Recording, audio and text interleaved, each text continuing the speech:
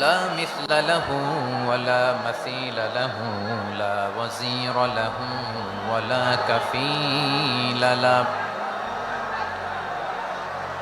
لا شبه له ولا شبيه له لا ولد له ولا والد له وهو الواحد الفرد الصمد لم يلد ولم يولد ولم يكن له كفوا أحد ونشهد أن سيدنا ونبينا وحبيبنا وبشيرنا ونذيرنا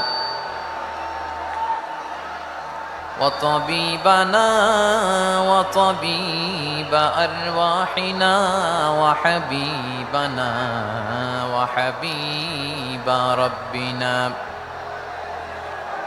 محمدا عبد الله ورسوله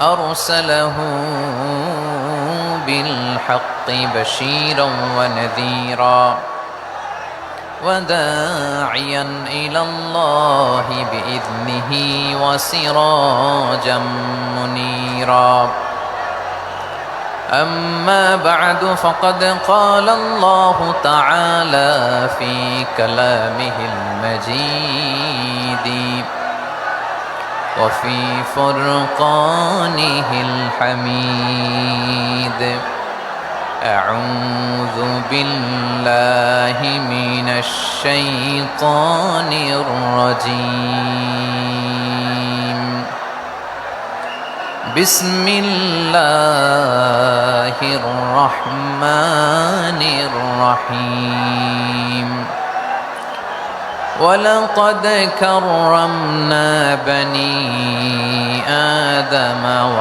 وحملناهم في البر والبحر ورزقناهم من الطيبات وفضلناهم على كثير ممن خلقنا تفضيلا إن الله وملائكته يصلون على النبي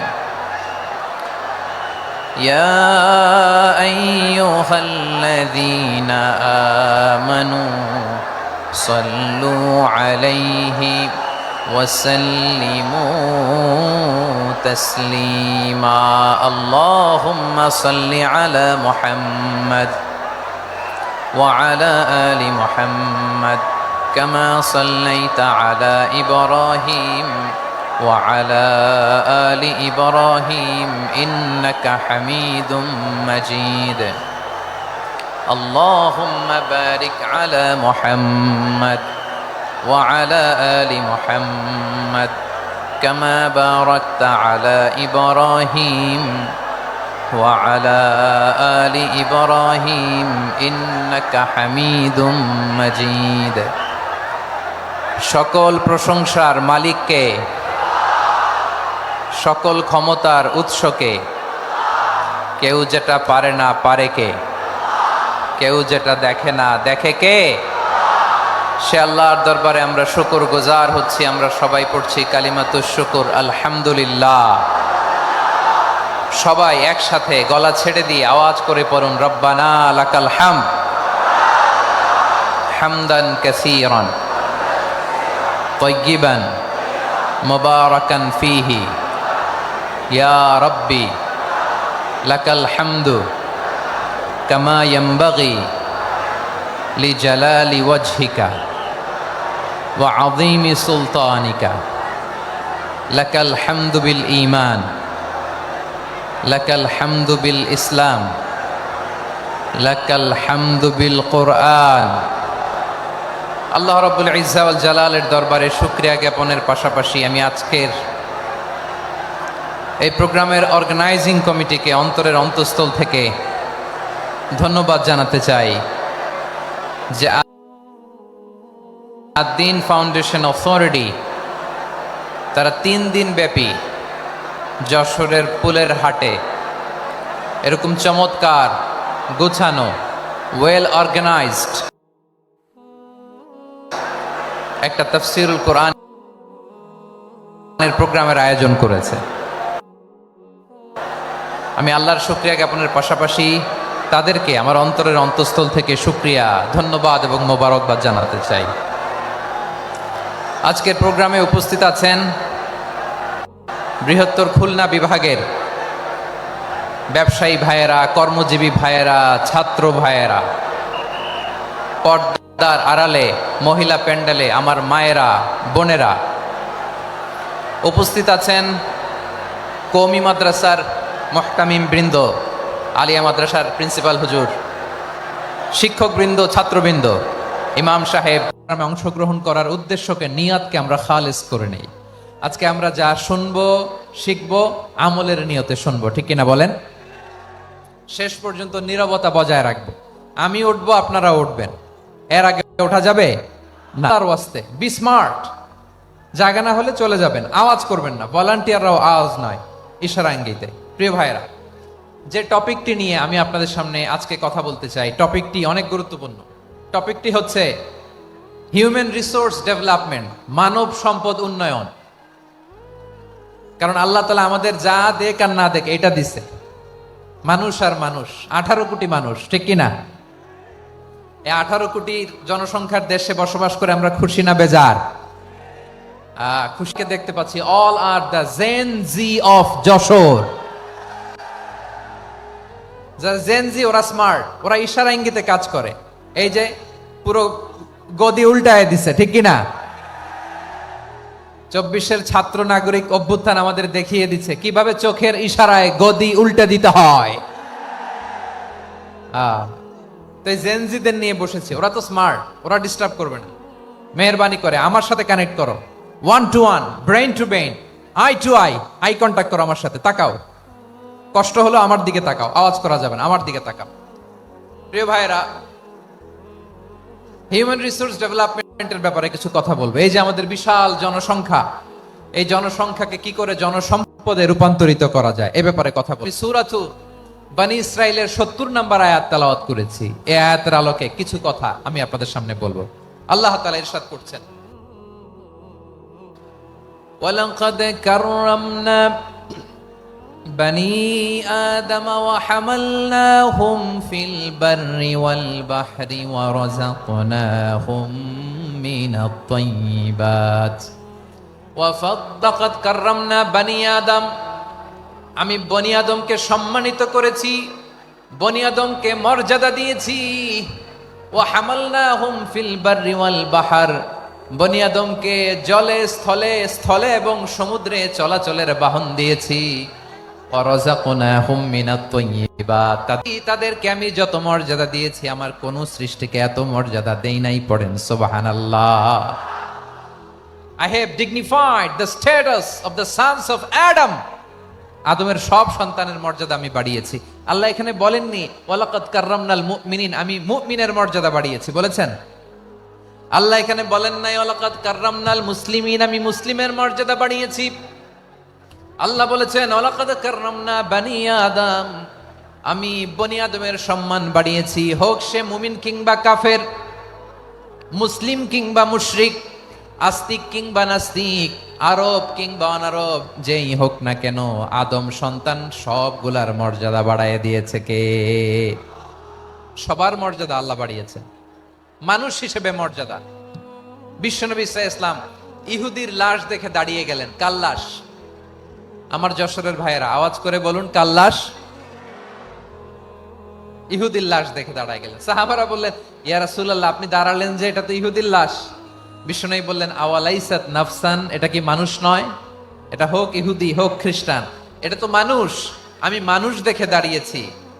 I salute the humanity, আমি মানবতাকে সম্মান করেছি। পড়েন সুবহানাল্লাহ।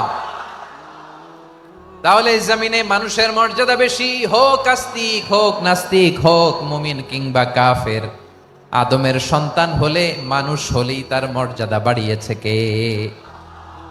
আমার কলিজার টুকরা যশোরের ভাইয়েরা, মানুষের মর্যাদা আল্লাহ এত বাড়িয়েছেন, মানুষ জীবিত থাকলেও যেমনি মর্যাদাবান, মরে গেলেও মর্যাদাবান। সুবহানাল্লাহ পড়েন।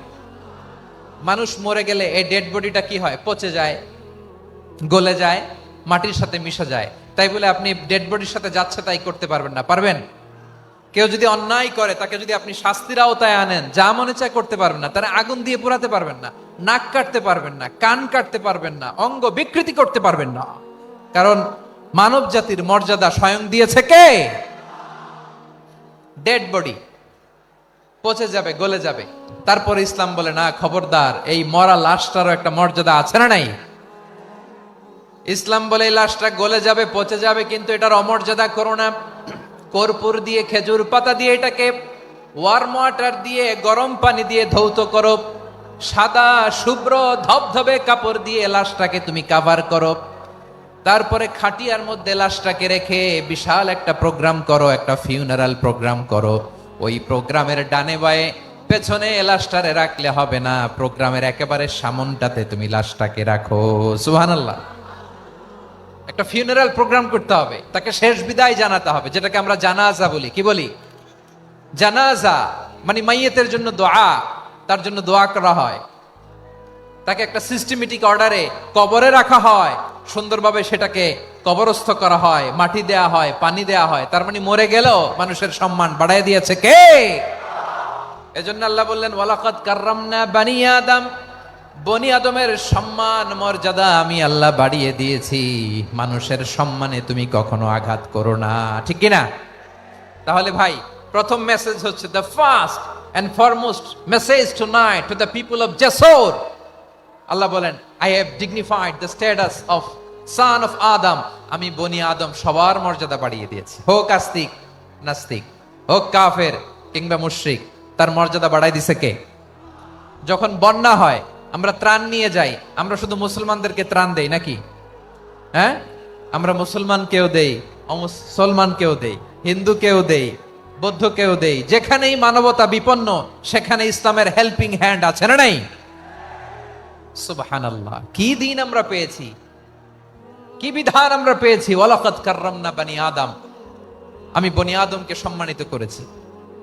এরপর আল্লাহ বললেন, ওয়া হামালনাহুম ফিল বাররি ওয়াল বাহর, মানুষকে স্থলে এবং সমুদ্রে চলাচলের বাহন আমি দিয়েছি। স্থলে কিভাবে চলবে, জলে কিভাবে চলবে, এই বাহনের ব্যবস্থা করেছে কে? এই জেনজি, এই সামড়া, ইরাম করতেছো কিসের জন্য? হ্যাঁ, ইরাম করলে চলবি? হ্যাঁ, বস বস বস বস। আওয়াজ করতেছো কেন? দিবানা, কথা বলতে দিবানা আমাকে? তো এইটা বুঝি তোমাদের ভালোবাসার নমুনা? তোমাদের ভালোবাসার কারণে যদি আমি কোথাও দাঁড়াতেই না পারি, কোথাও বসতে না পারি, কোথাও দুটা কথা বলতে না পারি, এই ভালোবাসা দিয়ে কি হবে আমার? বরং ঘামতে ঘামতে ঘর্মাক্ত হব, রক্তাক্ত হব। কিন্তু সেন্ট্রাল থেকে, সেন্ট্রালি যে ইনস্ট্রাকশন আসবে, সেই ইনস্ট্রাকশনের এক চুল আমরা ডানে বায়ে যাব না। এইটা গণজাগরণের জন্য এইটা দরকার, ইসলামী বিপ্লবের জন্য এইটা দরকার। তো আধা ঘন্টা ধরে যদি তোমাদেরকে থামানোই না যায়, এই লস্কর দিয়ে আমি কি করব? আল্লাহর ওয়াস্তে নো নো নো স্লোগান, চুপচাপ একেবারে আমার দিকে তাকাও। আল্লাহ বললেন, ওয়া হামালনাহুম ফিল বাররি ওয়াল বাহর, জলে স্থলে আমি চলাচলের যানবাহনের ব্যবস্থা করেছি। আমরা স্থলে ঘোড়ার উপরে চড়ি, উটের উপরে চড়ি, গাড়ির উপরে চড়ি। এই যে গাড়ির ইঞ্জিন বানাইছি আমরা, এটার মেধা দিয়েছে কে? আবার সাগরের মধ্যে আমরা নৌযান, জলযান, বড় বড় জাহাজ দিয়ে এক মহাদেশ থেকে আরেক মহাদেশ যাই, এক দেশ থেকে মালামালগুলো আরেক দেশে পাঠাই। সাগরের ভেতরে নৌকাগুলোরে ধরে রাখলো কে? ওয়াল ফুলকিল্লাতি তাজরি ফিল বাহরি বিমা ইয়ানফাউন নাস, মানুষের উপকার আছে এরকম সরঞ্জামাদি নিয়ে সাগরের উপরে বিশাল বিশাল জলযানগুলো চলে। এগুলো ডুবে যায় না, কাত হয়ে যায় না, পড়ে যায় না। এগুলোকে স্থিতিস্থাপকতাকে ঠিক করে রাখলো কে? আপনারা জাহাজ দেখেছেন? জাহাজ, হ্যাঁ, বাড়ি চট্টগ্রাম হইলে দেখতে পারতেন। দেখছেন? বিশাল বিশাল জাহাজ, বিশাল জাহাজ। মালামাল নিয়ে এক মহাদেশ থেকে আরেক মহাদেশে যায়। গত মাসে আমার জাপান সফর ছিল। এই যে বাংলাদেশে যে গাড়িগুলো চালান, বেশিরভাগ গাড়ি আসে কিন্তু জাপান থেকে। হাজার হাজার গাড়ি একটা জাহাজ বহন করতে পারে, হাজার হাজার গাড়ি। এটাতে সাগরের মধ্যে ভাসাইলো কে? সবাই বলুন, ভাসালো কে? হাজার হাজার গাড়ি নিয়ে জাপানিজ গাড়িগুলো আমাদের চট্টগ্রামের এয়ারপোর্টের বন্দরে ভিড়ে। যুক্তরাষ্ট্রে আমি দেখেছি বিশাল বিশাল জাহাজ। আপনারা টাইটানিক জাহাজের নাম শুনেছেন? টাইটানিকেরও 8 গুণ 10 গুণ বড়। সুবহানাল্লাহ কইবেন না? টাইটানিক জাহাজের 8 গুণ 10 গুণ বড় একটা জাহাজ আছে, আইকন অফ দ্য সি। আমি দেখে এসেছি। রয়্যাল ক্যারিবিয়ান দেখে এসেছি। সাগরের সামনে জেটিতে যখন দাঁড়ালাম, জাহাজটা যখন যায়, আমার মনে হচ্ছে একটা শহর, গোটা শহর, the entire city is floating on the water. পুরো একটা শহর মনে হয় পানির উপর দিয়ে ভেসে যাচ্ছে। পড়েন সুবহানাল্লাহ। এই যে আইকন অফ দ্য সি, এই ক্রুজ, এই জাহাজটা, এটার ভেতরে স্টেডিয়াম আছে। কিসের ভিতরে স্টেডিয়াম? কথা বুঝে নাই বোধহয়। স্টেডিয়াম কিসের ভিতর? সুইমিং পুল আছে, শপিং মল আছে, রেস্টুরেন্ট আছে, ক্লাব আছে, 3000 4000 রুম বিশিষ্ট, কক্ষ বিশিষ্ট হোটেল আছে। এই সবগুলোর নিয়ে এগুলো চলে সাগরের এই দোলার মধ্যে, জলোচ্ছ্বাসের মধ্যে। এই সাগরের ভেতরে এই জাহাজগুলোর ভাষায় রাখছে কে?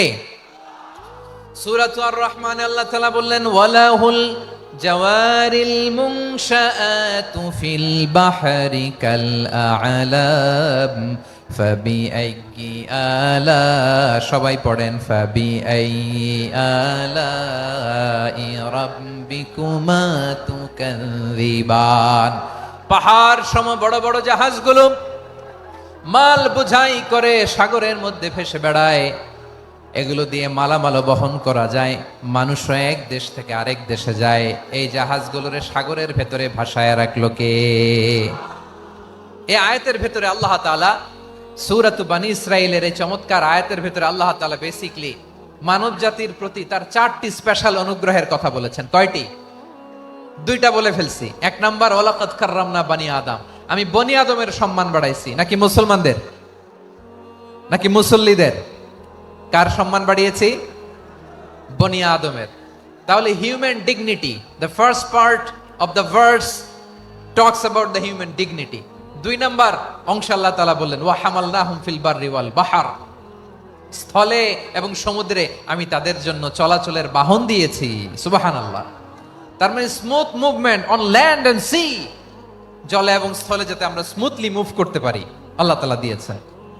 3 নাম্বার আল্লাহ তাআলা বললেন, ওয়া রাযাকনাহুম মিনাত তাইয়্যিবাত, মানুষের জন্য আমি পবিত্র রিজিকের ব্যবস্থা করেছি। জলে এবং স্থলে যত প্রাণী আছে সবগুলা প্রাণীকে রিজিক দেয় কে? আমাদেরকে রিজিক দেয় কে? সাগরের মাছগুলোকে, বড় বড় তিমি মাছগুলোরে রিজিক দেয় কে? বাতাসের মধ্যে ভেসে বেড়ানো বড় বড় পাখিগুলো, স্ক্যান্ডিনেভিয়ান কান্ট্রি থেকে লক্ষ লক্ষ কোটি কোটি পাখিগুলো যে এক দেশ থেকে আরেক দেশে ট্রান্সফার হয়, এগুলোর রিজিক দেয় কে?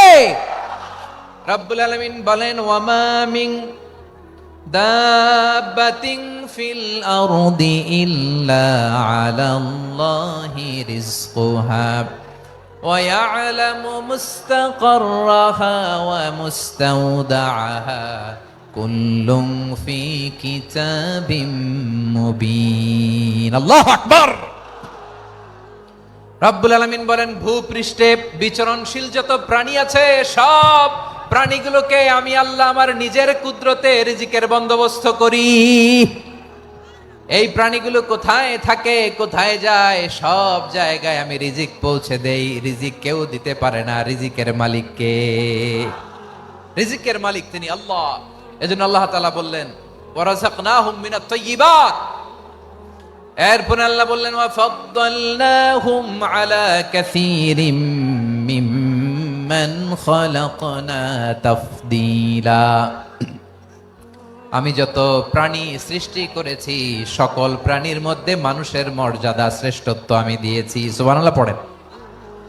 তাহলে 1 নম্বরে আল্লাহ বললেন, আমি বনি আদমের মর্যাদা বাড়ালাম। এরপরে বললেন, স্থলে এবং সমুদ্রে চলাচলের জন্য যানবাহন দিলাম। 3 নম্বরে আল্লাহ বললেন পবিত্র রিজিকের ব্যবস্থা করে দিলাম। এরপরে আল্লাহ বললেন যত প্রাণী আছে, সৃষ্টি আছে, সবগুলার উপরে আমি মানুষকে শ্রেষ্ঠত্ব দিলাম। সুবহানাল্লাহ। তাহলে সবচেয়ে বেশি শ্রেষ্ঠত্ব মানুষের। কার? মানুষের। শুধু তাই নয় প্রিয় ভাইরা, আকাশ এবং জমিনে যা কিছু আছে সবকিছু মানুষের জন্য, মানুষের কল্যাণে, মানুষের প্রয়োজনে, মানুষের বশীভূত করে সৃষ্টি করেছেন কে? রব্বুল আলামিন বলেন হুয়াল্লাযী খালাকা লাকুম মা ফিল আরদি জামিআ। এই জমিনের মধ্যে যা কিছু আমি আল্লাহ সৃষ্টি করেছি সব কিছু আমি মানুষের জন্য সৃষ্টি করেছি। পড়েন সুবহানাল্লাহ।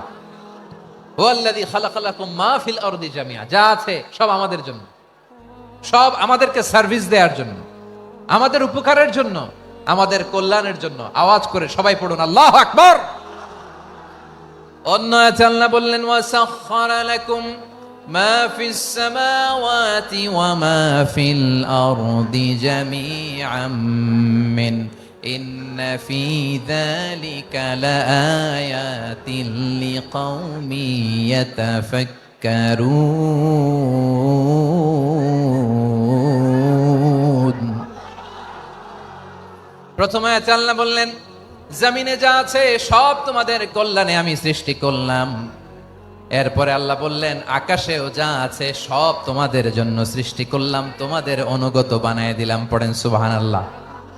মানুষের কি ব্রেইন দেখেন, মানুষ জমিন ছেড়ে আকাশে চলে যায়। পাখি দেখে মানুষের শখ হলো পাখি যেহেতু উঠতে পারে আমরাও পারবো। অরবিল রাইট, উইলবার রাইট, দুই ভাই মিলে আঁকাঝোঁকা করতে করতে করতে করতে প্লেন বানায় ফেললো। কোন সুবহানাল্লাহ। এখন পাখিও ওরে, আমরাও ওরি। এরপরেই মানুষের কৌতূহল থামে না এখানে। মানুষ চলে গিয়েছে চাঁদে।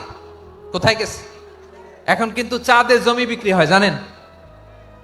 পৃথিবী নিয়ে মারামারি শেষ। রাশিয়া আমেরিকা এখন ধরছে চাঁদ আর মঙ্গল গ্রহ। এখন চাঁদে জমি বিক্রি হয়, মঙ্গলে জমি বিক্রি হয়। এই চাঁদ, মঙ্গল, বৃহস্পতি, শনি সব আল্লাহ তাআলা আমাদের জন্য বানিয়েছেন। সুবহানাল্লাহ পড়েন। মানুষ সাগরের উপরে চড়ে, শূন্যে ভেসে বেড়ায়, পাহাড় কেটে সুড়ঙ্গ বানায়, টানেল বানায়। মানুষ ব্রডব্যান্ডের লাইন নিয়ে যায় সাগরের ভেতর দিয়ে, এক দেশ থেকে আরেক দেশে, এক মহাদেশ থেকে আরেক মহাদেশে। সুবহানাল্লাহ পড়েন। তার মানে গোটা বিশ্বের সবকিছুর উপরে control, superiority over all creatures, সবকিছুর উপর কন্ট্রোল, মনিটরিং, নিয়ন্ত্রণ, এটা প্রতিষ্ঠা করে দিয়েছে কে? এজন্যই মানুষের শ্রেষ্ঠত্ব। ওয়ালাকাদ কাররামনা বানি আদম, আমি বনি আদমের সম্মান বাড়িয়েছি, মর্যাদা আমি বাড়িয়ে দিয়েছি। এই কারণে, কারণ মানুষ সবকিছুর উপর নিয়ন্ত্রণ নিতে পারে। মানুষকে নিয়ে এই কোরআনের সব আলোচনা, মানুষকে নিয়ে এই কোরআনের সব। তাই কোরআনের কেন্দ্রীয় আলোচ্য বিষয় হচ্ছে মানুষ। কোরআনের কেন্দ্রীয় আলোচ্য বিষয় কি? যশোরের ভাইয়েরা বুঝে থাকলে সবাই বলবেন কোরআনের কেন্দ্রীয় আলোচ্য বিষয় কি? এই যে আমি মূল আলোচনায় যাচ্ছি এখন। কেন মানুষ কোরআনের কেন্দ্রীয় আলোচ্য বিষয়? এই যে ভাইয়েরা, এই যে হাত জোর করে, এই যে Jessore Gen Z, the smart people of Jessore, হাত জোর করে বলতেছে, হাত জোর করে তোদের কাছে আল্লাহর দোহাই লাগে, স্টপ স্টপ। শুরুতে একবার বলেছে জায়গা না হলে আস্তে আস্তে ধাক্কা দিবা, সামনে না পিছনে দিয়ে দিয়ে বেরোয় চলে যাও। এলইডিতে দেখো, এই যে আল্লাহর ওয়াস্তে জায়গা না হলে ওদিকে যাও। কোরআনের মাহফিলে বিশৃঙ্খলা, এটা কাফিরদের আলামত। কাফিররা শীষ দিত, শীষ। বিশ্বনবী কোরআনের তাফসির করলে কাফিররা শীষ দিত আর ক্ল্যাপিং করত, হুইসেল এন্ড ক্ল্যাপিং। তো আমরা কি এখানে বিশৃঙ্খলা করতে আসছি? তো বারবার থামানো লাগে কেন? কোনো আওয়াজ হবে না, বললাম তো স্টপ। আওয়াজ করে বলুন কোরআনের কেন্দ্রীয় আলোচ্য বিষয় কি? সবাই বলেননি। এতগুলো মানুষ উত্তর দিলে এতটুকু আওয়াজ হয়, অন্তত আমি বিশ্বাস করি না। যশোর আওয়াজ করে বলো কোরআনের কেন্দ্রীয় আলোচ্য বিষয় কি? মানুষ। এই মানুষ কোরআনের কেন্দ্রীয় আলোচ্য বিষয়। মানুষকে আল্লাহ স্বাধীনতা দিয়েছেন। ফামান শাআ ফালইউমিন ওয়া মান শাআ ফালইয়াকফুর।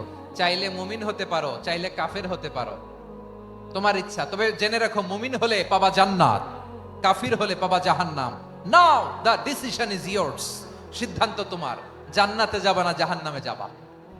যশোরের ভাইয়ের আওয়াজ করে বলুন, কই যেতে চান, জান্নাতে না জাহান্নামে? ডান দিকে না বাম দিকে? ডানপন্থী না বামপন্থী? চিল্লা চিল্লি না চুপচাপ? চুপচাপ কয়ে আবার চিল্লাচিল্লি শুরু করে দিচ্ছে। মাশাআল্লাহ। তাহলে কোরআনের কেন্দ্রীয় আলোচ্য বিষয় মানুষ। আমার সাথে থাকতে হবে, তোমাদেরকে নিয়ে আমি আলোচনা শেষ পর্যন্ত যাব। অনেক গুরুত্বপূর্ণ কথা বাকি আছে, আমাকে সহযোগিতা করতে হবে। মাশাআল্লাহ, এই তো ঠান্ডা হয়েছে। হ্যাঁ, ঠিক আছে ঠিক আছে ঠিক আছে। মানুষকে আল্লাহ এত স্বাধীনতা দিয়েছেন, মানুষ চাইলে অনেক ভালো হইতে পারে। ভালোর রাস্তাও খোলা, খারাপ হওয়ার রাস্তাও খোলা।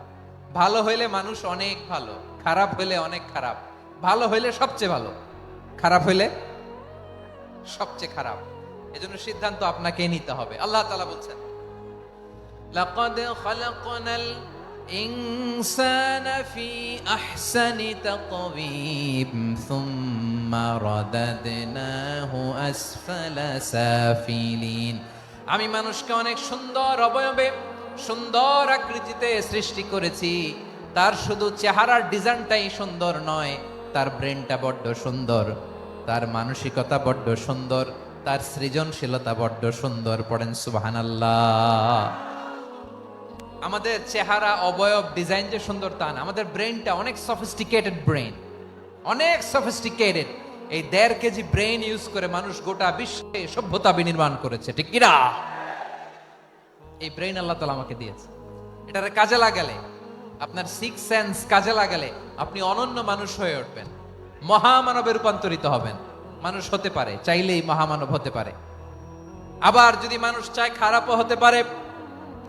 আল্লাহ বললেন শুধু ভালোই না, ভালো হতে চাইলে অনেক ভালো তুমি হতে পারো, আবার খারাপ হতে চাইলে অনেক খারাপ তুমি হতে পারো।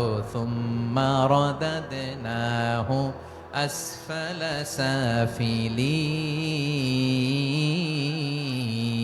সাফিলিন। খারাপ হলে একেবারে খারাপ হতে পারো, নিকৃষ্ট হলে একেবারে নিকৃষ্ট হতে পারো, ভালো হলেও ভালো হতে পারো। কোন সুবহানাল্লাহ। এবার আওয়াজ করে বলুন, ভালো হতে চাই না খারাপ? শ্রেষ্ঠ না নিকৃষ্ট? মানুষ ভালো হলে মানুষ ফেরেশতার চেয়েও ভালো, মানুষ খারাপ হলে সে পশুর চেয়েও খারাপ। কথা ঠিক কিনা বলেন? ভালো হলে ফেরেশতার চেয়েও ভালো, খারাপ হলে পশুর চেয়েও নিকৃষ্ট। তার মানে শ্রেষ্ঠত্বে মানুষ, শ্রেষ্ঠত্বে ফেরেশতাকে হার মানায়, আর অধপতনে শ্রেষ্ঠত্বে ফেরেশতাকে ছাড়িয়ে যায়, আর অধপতনে পশুকেও হার মানায়। আই রিপিট, আমি আবারও বলছি, মানুষ শ্রেষ্ঠত্বে ফেরেশতাকে ছাড়িয়ে যায়, আর অধপতনে সে পশুকেও হার মানায়। আওয়াজ করে বলতে হবে ঠিক কি না? এটার প্রমাণ কি? মানুষ শ্রেষ্ঠ হইলে যে ফেরেশতার চেয়েও সেরা, তার প্রমাণ কি? আল্লাহ তাআলা বলছেন, ওয়া ইয কুলনা লিল মালাইকাতি ইসজুদু লি আদম ফাসাজাদু ইল্লা ইবলিস আবা ওয়াস্তাকবারা ওয়া কানা মিনাল কাফিরিন। আল্লাহ বলেন, স্মরণ করো সে সময়ের কথা যখন আমি ফেরেশতাদেরকে বললাম, ও ফেরেশতারা আদমকে সেজদা দাও। সব ফেরেশতারা সম্মান সূচক সেজদা আদমকে দিল, তারা আদমের জন্য সেজদায় লুটিয়ে পড়লো, একজন ছাড়া, তার নাম ইবলিস। আওয়াজ করে বলেন তার নাম কি? সে অহংকার প্রদর্শন করলো, সে কাফের হয়ে গেল, বাকি সব ফেরেশতারা সেজদা দিল। সুবহানাল্লাহ। আবার আদম আলাইহিস সালামকে আল্লাহ জিজ্ঞেস করলেন, সব বলে দিল উত্তর, কিন্তু ফেরেশতাদেরকে একই প্রশ্ন জিজ্ঞেস করলেন, তারা উত্তর করতে পারে নাই। তার মানে এর মধ্য দিয়ে প্রমাণিত হয়, মানুষ ভালো হলে ফেরেশতার চেয়েও ভালো, ফেরেশতার চেয়েও মানুষের মর্যাদা বাড়িয়ে দিয়েছে কে? সব নূরের ফেরেশতা যখন মাটির আদমকে সেজদা দেয়, এটা প্রমাণ করে ফেরেশতার চেয়েও মানুষের মর্যাদা বাড়িয়ে দিয়েছে কে? তুমি মাটির আদমকে প্রথম সৃষ্টি করিয়া ঘোষণা করিয়া দিলে শ্রেষ্ঠ বলিয়া, তাই তো নূরের ফেরেশতা করে আদমকে সেজদা। ঠিক কিনা বলেন? তাই তো নূরের ফেরেশতা করে আদমকে সেজদা। সবার চেয়ে সম্মান দিলে মাটির আদমকে, আল্লাহু আল্লাহু তুমি জাল্লে জালালুহু, শেষ করা তো যায় না গে তোমার গুণগান। পড়েন না, পড়েন। আল্লাহু আল্লাহু তুমি জাল্লে জালালুহু, শেষ করা তো যায় না গে তোমার গুণগান। আল্লাহু আল্লাহু, আল্লাহু আকবার। আদমের মর্যাদা বেশি, মানুষের মর্যাদা বেশি। মানুষ শ্রেষ্ঠ তার প্রমাণ, নূরের ফেরেশতা মাটির আদমকে সেজদা করে আওয়াজ করে বলেন ঠিক কি না? তাহলে মানুষ ভালো হলে ফেরেশতার চেয়ে ভালো। আবার মানুষ যদি খারাপ হয় সে পশুর চেয়েও খারাপ। অধপতনে পশুত্বকে হার মানায়।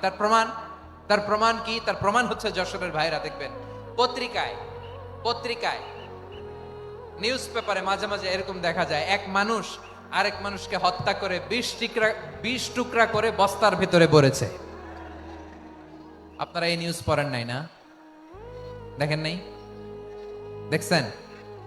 মানুষ মানুষকে হত্যা করে কয় টুকরা? জোরে বলেন। এখানেই ক্ষান্ত হয় না, আবার কোথায় ভরছে? বস্তার ভেতরে।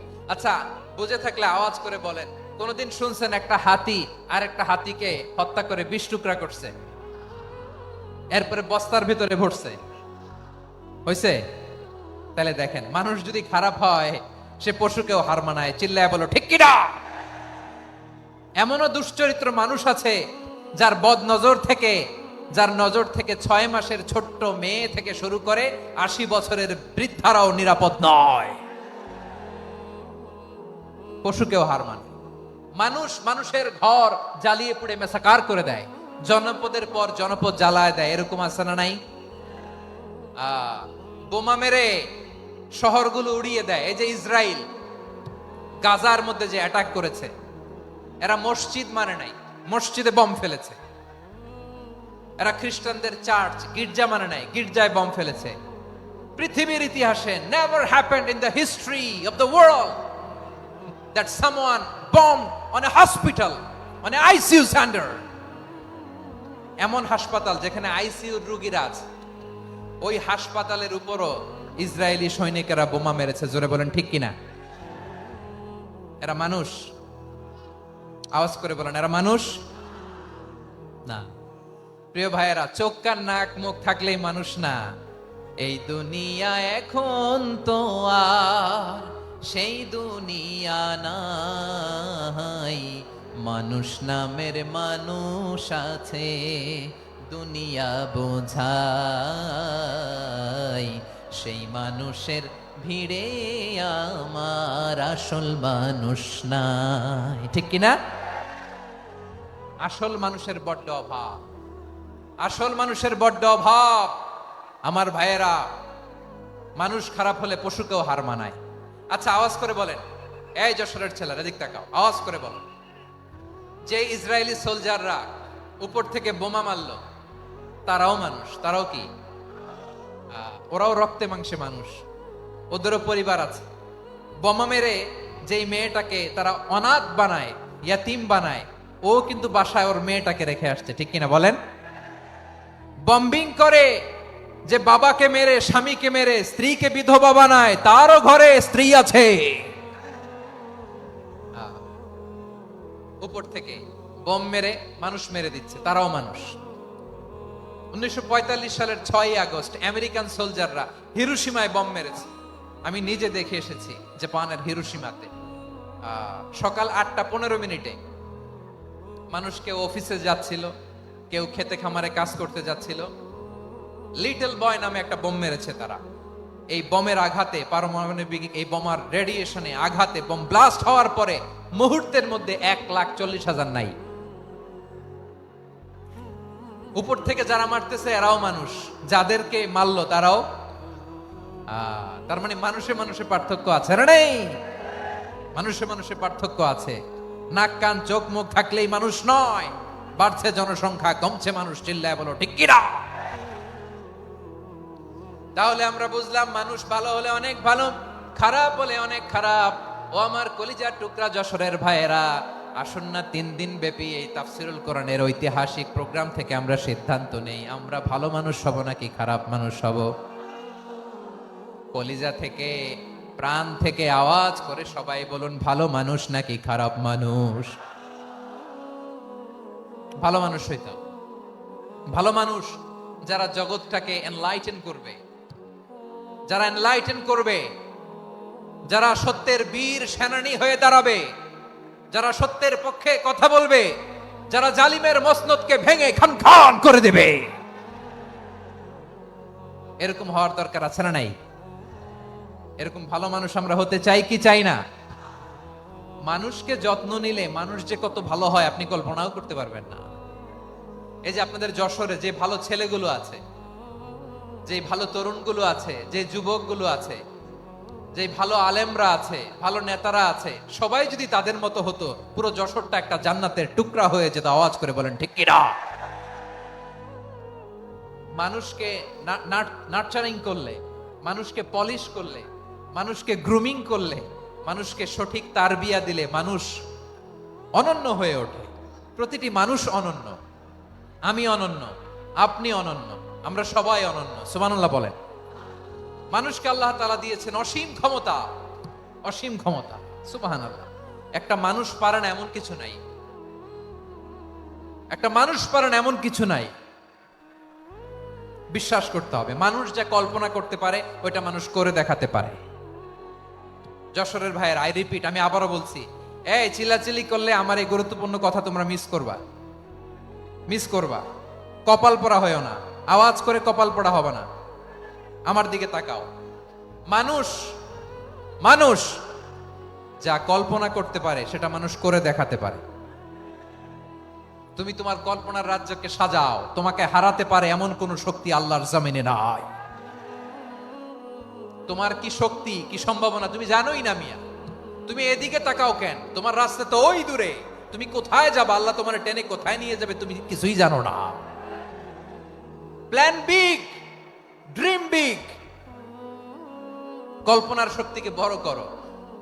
মানুষ যা কল্পনা করতে পারে মানুষ তা করে দেখাতে পারে। মানুষের কাছে অসাধ্য কিছু নাই, মৃত্যু ছাড়া, এক্সেপ্ট ডেথ। মৃত্যু ছাড়া মানুষ সবকিছুকে জয় করতে পারে। মৃত্যু ছাড়া যে কোনো অসাধ্যকে সাধন করার ক্ষমতা মানুষকে দিয়ে দিয়েছে কে? হারার জন্য তোমার জন্মই হয় নাই, তোমার জন্ম হয়েছে জিতার জন্য, বিজয়ের জন্য তোমার জন্ম। মানুষের শুরুটাই হয় বিজয় দিয়ে। যশোর, আওয়াজ করে বলো, মানুষের শুরু হয় কি দিয়ে?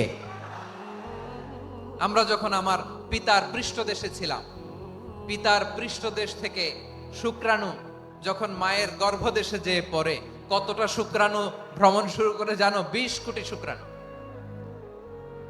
একবার সিমেন আউট হলে সেখানে 20 কোটি শুক্রাণু থাকে, ভ্রমণ শুরু করে। ওই 20 কোটি শুক্রাণুর মধ্যে থেকে তুমি আমি আজকে এক বিকশিত শুক্রাণু মানব রূপে পৃথিবীতে এসেছি। সুবহানাল্লাহ। ওই 20 কোটি শুক্রাণুর প্রতিযোগিতায় সবাইরে পেছনে ফেলে সেদিন আমি সফল হয়েছিলাম, সেদিন আমি বিজয়ী হয়েছিলাম। সেদিন আমি এত ছোট ছিলাম, মাইক্রোস্কোপ দিয়েও আমার অস্তিত্ব পাওয়া যায়। আমি এত তুচ্ছ ছিলাম, নগণ্য ছিলাম। আমার কান ছিল না, আমার চোখ ছিল না, আমার হাত ছিল না, আমার জন্য রিকমেন্ডেশন করার মতো মামু ছিল না, খালা ছিল না, কেউ ছিল না। তারপরেও ওই প্রতিযোগিতায়, ওই কম্পিটিশনে যখন আমারে কেউ হারাতে পারে নাই, আল্লাহর জমিনেও আমারে কেউ হারাতে পারে না। হারার জন্য তোমার জন্মই হয় নাই, তুমি আসছোই জিতার জন্য। সুবহানাল্লাহ। বিশ্বনবী বলেন, আন্নাসু মাআদিন কামাআদিনি যাহাবি ওয়াল ফিদ্দা খিয়ারুহুম ফিল জাহিলিয়াতি খিয়ারুহুম ফিল ইসলাম। Peoples are like mines of gold and silver. সোনার খনি, রূপার খনি, এর চেয়েও বড় খনি হচ্ছে এই মানব সম্পদের খনি। আওয়াজ করে বলেন আল্লাহু আকবার। আল্লাহ তাআলা এই সম্পদ আমাদেরকে দিয়েছে। বিশ্বনবী বলেন, মানুষ হচ্ছে খনির মতো। খিয়ারুহুম ফিল জাহিলিয়াতি খিয়ারুহুম ফিল ইসলাম। জাহিলি যুগে যারা সেরা, ইসলামেও তারা সেরা। ইদা ফাকুহু, যদি তারা বুঝবান হয় তাহলে তাদেরকে সেরা বানায় দিবে কে? তাহলে মানুষের চেয়ে সেরা কেউ হতে পারে? মানুষের চেয়ে অনন্য কেউ হতে পারে? মানুষকে কেউ হারাতে পারে? আওয়াজ করে বলো, তোমাকে কেউ হারাতে পারবে? এই সাহস জাগছে আজকের আলোচনা থেকে। আমি তুমি অনন্য, আমাকে তোমাকে হারায় দেওয়া এত সহজ না, ঠিক কিনা? একটা কথা জীবনের সাথে সেট করে নিতে হবে, আমি জিতি নয় শিখি, আমি কখনো হারি না। জীবনের সাথে সেট করে নাও, জেনজি অফ জেসর, আমি কখনো হারি না, আমি হয় জিতি নয় শিখি। চিল্লায় বলো ঠিক কি না? আমি কখনো হারি না, আমার হারানো এত সোজা না। কি সাহস জাগছে? বুকে সাহস জাগছে? তাকবীর পড়ো, লিল্লাহে তাকবীর। তাহলে বিষ্ণুনবী বলেন নাসু মাআদিন, মানুষ হচ্ছে খনি। এই ধাক্কা ধাক্কি আমি জানি এগুলো ভালোবাসার ধাক্কা ধাক্কি, এজন্য আমি সহ্য করে নেই। এগুলো যে ভালোবাসার ধাক্কা ধাক্কি এটা আমরা বুঝি। পৃথিবীর কোন আইন, সিকিউরিটি প্রটোকল দিয়ে এটারে মানানো যাবে না, কারণ এটা তো ভালোবাসা, লাভ। লাভ কোন আইন কানুন দিয়ে বাধা যায় না, মানানো যায় না। ঠিক কিনা বলো?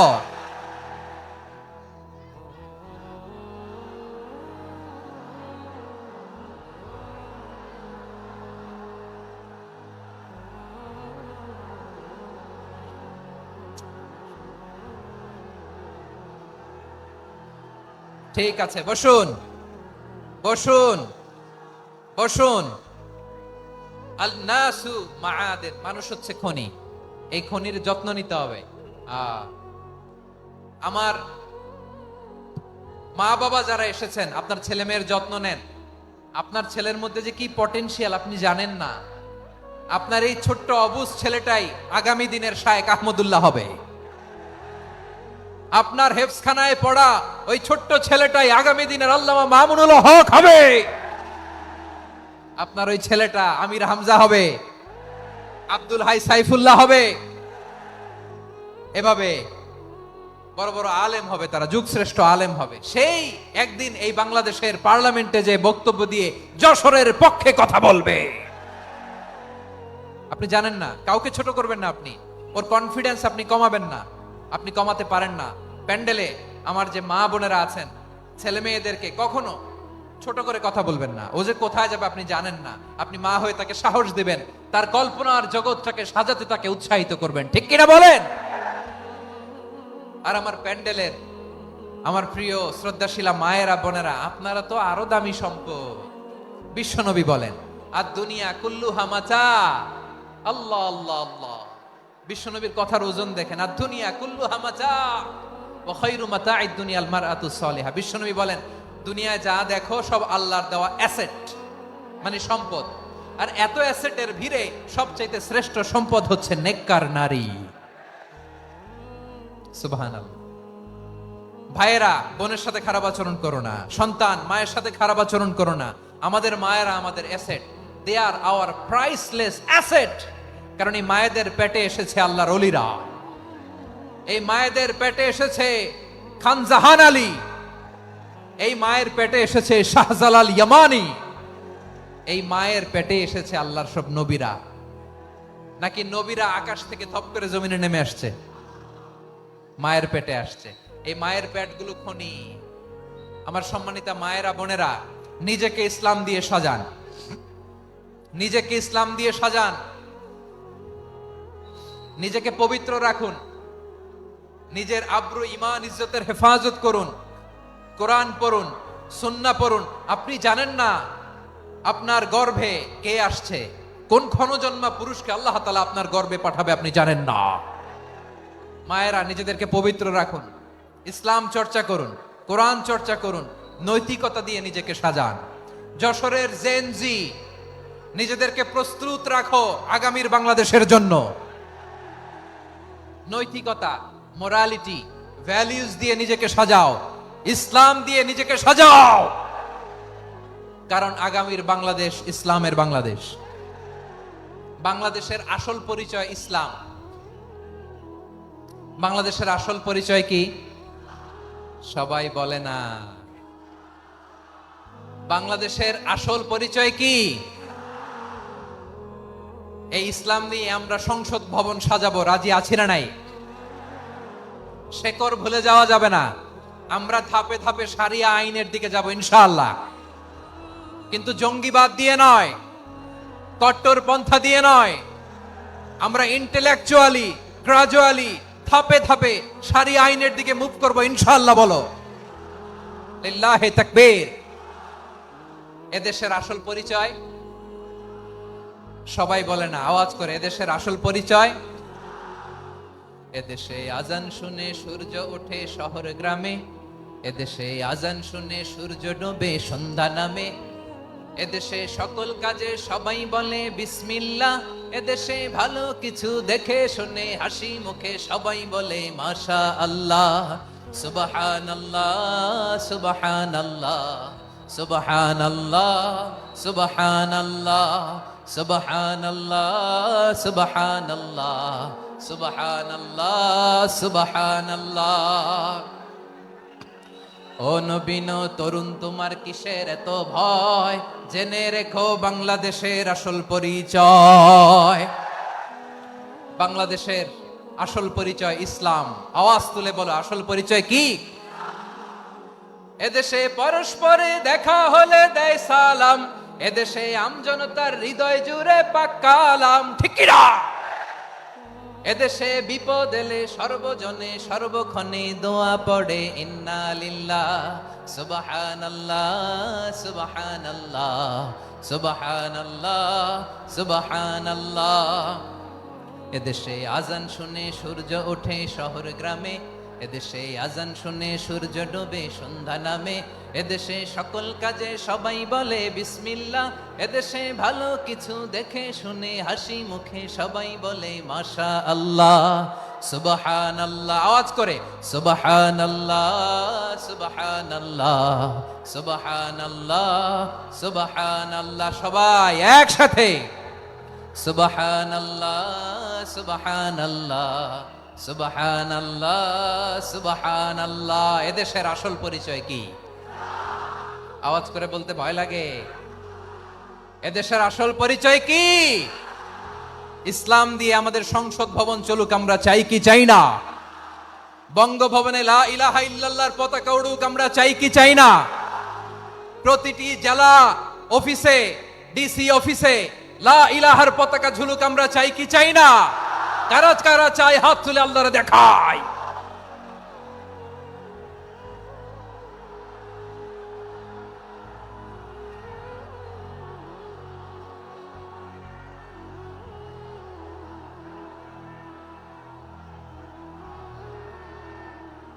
মাশাআল্লাহ মাশাআল্লাহ মাশাআল্লাহ মাশাআল্লাহ। যশোর, আওয়াজ করে বলো, ভালো মানুষ না খারাপ মানুষ? বুঝে বলছো তো? মানুষ ভালো হলে যে কত ভালো। এই মানুষকে যত্ন নিলে, মানুষকে মানুষ বানালে যে সে কি হতে পারে শুনবা? হ্যাঁ, নাকি মোনাজাত দিয়ে দিব? শুনবা? তাহলে থামতে হবে। থামো, আমি যখন বলবো থামো থামো, তাকবীরের সময় দিলে তাকবীর, থামো থামো। মানুষকে যত্ন নিলে, এই এদিকে এদিকে, ড্রোন নামায় ফেলো। হয়েছে, ড্রোনের ফুটেজ হয়ে গেছে, এবার ড্রোন নামায় ফেলো। আমার দিকে তাকাও। মানুষকে, তোমরা এদিক সেদিক তাকালে তো গুরুত্বপূর্ণ পয়েন্ট মিস হয়ে যাবে। এদিকে এদিকে, হ্যাঁ মাস, ঠিক আছে। মানুষকে যত্ন নিলে মানুষের মধ্যে যারা কি পটেনশিয়াল রেখেছে। আমি জাপানের দুইটা উদাহরণ দেই। জাপানের, এই এই এভাবে এভাবে হবে, হয় বসো নয় পেছনে, কথা নাই, কথা তো বলাই যাবে না, হারাম কথা বলা। আজকে একেবারে চুপ, আজকের জন্য হারাম করে দিছে আমি, এই কিছু সময়ের জন্য একেবারে নিষিদ্ধ। জাপানের দুইটা উদাহরণ দেই, খেয়াল করে একটু শুনেন, বুঝবেন। আল্লাহ, 2022 সালে জাপানের সাথে জার্মানির খেলা, ফিফা ওয়ার্ল্ড কাপ 2022। এক পক্ষে জাপান, আরেক পক্ষে কোন দেশ? কথা শুনে নাই। এক পক্ষে কোন দেশ, আরেক পক্ষে সবাই। এক পক্ষে, আরেক পক্ষে। ওই খেলায় জিতেছিল জাপান, জিতেছিল 22 সালের এই ফিফা ওয়ার্ল্ড কাপে। জাপান ফুটবল খেলায় জিতে, as a part of their celebration তারা খেলার পরে পুরো স্টেডিয়ামটারে ক্লিন করে। The fan base of Japan, লক্ষ লক্ষ মানুষ খেলা দেখতে যায়, তো এত ডাস্টবিনও তো নাই। তো যারা ডাস্টবিনে জায়গা পায় নাই, তারা এই যে চকলেটের প্যাকেট, পানির বোতল, চিপসের প্যাকেট তারা এদিকে সেদিকে রেখে দিয়েছে। জাপানের ভক্তরা, জাপানের ফলোয়াররা, as a part of their celebration তারা খেলার পরে পুরো স্টেডিয়ামের সব ময়লা আবর্জনা ক্লিন করে তারপরে বিদায় নিয়েছে। তাদেরকে কি ক্লিন করার দায়িত্ব দেয়া হয়েছিল? এই যশোর, জাপানের যে ছেলেরা খেলা দেখতে গেছিল ওদেরকে কি ক্লিন করার দায়িত্ব দিছিল? তারা কি স্টেডিয়ামের পরিচ্ছন্নতা কর্মী? তাদের আকল, তাদের সিক্স সেন্স তাদেরকে বলেছে ছোটবেলা থেকে জাপান গভর্নমেন্ট ওদেরকে এত পরিচ্ছন্নতা শেখায়, ক্লিনলিনেস অ্যাওয়ারনেস ক্যাম্পেইন করায়। ক্লাসে আমি দেখেছি, ক্লাসে নিজের বেঞ্চ নিজে মুছে, ক্লাসের মাঝখানে একটা সময় দেয়, নিজের টেবিল নিজে মুছে, নিজের ক্লাসরুমটা নিজে পরিষ্কার করে, রাস্তাঘাটে একটা ধুলা নাই, ময়লা নাই, একটা টিস্যু নাই। খেলার পরে গোটা বিশ্বকে তাক লাগিয়ে দিয়েছে। জাপানের ফ্যানরা সবার রেখে যাওয়া গার্বেজ, টিস্যু, বোতল পরিষ্কার করে তারপরে স্টেডিয়াম থেকে বিদায় নিয়েছে। আমরা কেন এমন হইতে পারলাম না? আমরা কেন এমন হইতে পারলাম না? জাপানের যারা এগুলো করছে ওদের 3টা করে চোখ না? চোখ তো 3টা জাপানো লাগো, জাপানো লাগো, হাত তো 4টা, কান তো 6টা। হ্যাঁ, নাকি আমার মতো 2 হাত 2 কানওয়ালা মানুষ? চোখে দেখলে ওটা মানুষ না। চিন্তা করছেন? তার মানে জাপানিজদেরকে যে গ্রুমিং করে শিখানোর মাধ্যমে পরিচ্ছন্ন বানানো গেছে, ওরা যেমনি মানুষ আমরাও মানুষ। আমাদের সন্তানদেরকে শেখালে তারাও পারবে, পারবে কিনা? 2 নম্বর উদাহরণ বলি। চট্টগ্রাম ফেনীতে যারা গিয়েছেন, মেঘনা গোমতী ব্রিজ প্রকল্প নাম শুনছেন? মেঘনা একটা ব্রিজ পার হওয়া লাগে। এই মেঘনা গোমতী, এখানে 3টা ব্রিজ, কাঁচপুর সহ এই 3টা ব্রিজের নির্মাণ কাজ, রেনোভেশনের কাজ দেয়া হয়েছিল জাপানের একটা কোম্পানিকে। কাকে? জাপানের কোম্পানি। নির্মাণ শেষে 738 কোটি টাকা বেঁচে গেছিল, এটা গভর্নমেন্টের হাতে দিয়ে তারা বিদায় নিয়েছে। কত টাকা? 738 কোটি টাকা। যত প্রাক্কলিত ব্যয় নির্ধারণ করা হয়েছে সব টাকা সরকার, তৎকালীন সরকার 2019-এর সরকার, কারা ছিল তো জানেন? এই 2019-এর সরকার তাদেরকে দিয়েছে। তারা রিনোভেশন নির্মাণ শেষে 738 কোটি টাকা অতিরিক্ত বেঁচে গেছিল, এটা আবার গভর্নমেন্টের হাতে বুঝাই দিয়ে তারা বিদায় নিচ্ছে। আমরা কেন এমন হইতে পারলাম না? জাপানের ওরাও মানুষ, আমরাও মানুষ, তার মানে মানুষে মানুষে পার্থক্য আছে না নাই? আচ্ছা, জাপানের 2টা উদাহরণ দিলাম, এবার আমার দেশের 2টা উদাহরণ দিব না? বাংলাদেশের 2টা উদাহরণ দিই। 1 নম্বর উদাহরণ, গত সপ্তাহে আপনারা জানেন কক্সবাজার আমার একটা প্রোগ্রাম ছিল, তো হেলিকপ্টারে গিয়েছিলাম। ফেনী জেলা যখন পার হচ্ছি আমি দেখলাম 3টা উইন্ডমিল। উইন্ডমিল চিনেন তো? বিশাল পিলার, 3টা 4টা পাখা থাকে। বায়ু বিদ্যুৎ কেন্দ্র, বাংলাদেশের প্রথম বায়ু বিদ্যুৎ কেন্দ্র এটা। মুহুরী প্রজেক্ট বলে এটা সম্ভবত, মুহুরী প্রজেক্ট। তো সাগরের বাতাসের ঝাপটায় এটা ঘুরে এনার্জি হয়, ইলেকট্রিসিটি উৎপাদন হয়। তো আমি পাইলটকে বললাম, ভাই এগুলো থেকে কেমন ইলেকট্রিসিটি উৎপাদন হয়? কয় হুজুর একটু হয় না, কিছুই হয় না। কিছুই হয় না মানে? বলে হুজুর বাংলাদেশে যত উইন্ডমিল আছে এটার পাখা একটাও ঘুরে না। আল্লাহ, বলেন কি? তাহলে এই যে কোটি কোটি টাকা ব্যয় করে যে উইন্ডমিল, কয় হুজুর ভিতরে ফিটফাট, উপরে ফিটফাট, ভিতরে সদরঘাট। তার মানে কোটি কোটি টাকা দিয়ে এই উইন্ডমিল বানায়, এখানে কিছু নাই। দুর্নীতির আড্ডাখানা, আখড়াখানা বাংলাদেশ, ঠিক কিনা বলেন? আয়রে, জাপানিজরাও মানুষ, আমরাও মানুষ। আমার এক নিকটাত্মীয় সরকারি চাকরিজীবী, উনি আমাকে বললেন, বাংলাদেশের আরেকটা উদাহরণ দেখি। উনি আমাকে বললেন যে প্রতি বছর আমাদের অফিসের ফার্নিচার চেঞ্জ করে। আমি বললাম প্রতি বছর ফার্নিচার চেঞ্জ করে কেন? বলে যে ফার্নিচার নতুন পারচেজ করলেই তো এখানে টাকা, নতুন কিনতে পারলেই টাকা, নতুন উন্নয়নের সবক শোনাতে পারলেই টাকা। প্রথম আলোর রিপোর্ট, কি আলো? প্রথম আলোর রিপোর্ট, গত 15 বছরে উন্নয়নের নামে লুটপাট হয়েছে প্রায় 3.25 লাখ কোটি টাকা। কার রিপোর্ট? আমাদের বানানো কথা। প্রথম আলোর রিপোর্ট। গত 15 বছরে কারা ছিল জানেন তো? হ্যাঁ, শুধু ওনাদেরকেই দোষ দিয়ে লাভ নাই। স্বাধীনতার পর থেকে শুধু শাসকের হাত বদল হয়েছে, আমরা কিছু পাই নাই, ঠিক কিনা বলেন? শুধু ওনাদের দোষ দিয়ে কি লাভ? একদল খাইছে, আরেক দল খাওয়ার জন্য রেডি হয়ে আছে। আমরা এরকম চাই না। আমরা চাই স্বাধীন সার্বভৌম বাংলাদেশ, আমরা চাই দুর্নীতিমুক্ত বাংলাদেশ। আমি নিউজটা যে কতবার বললাম, এটা কি সম্ভব? 3.25 কোটি টাকা লুটপাট, মানে লুটপাট করতে করতে এদেশের জনগণকে ফুটপাতে বসায় দিচ্ছে। প্রিয় ভাইয়েরা, জাপানের মানুষও মানুষ, আমরাও মানুষ। সিদ্ধান্ত আপনার, কোন মানুষ হবেন, ভালো মানুষ না খারাপ মানুষ?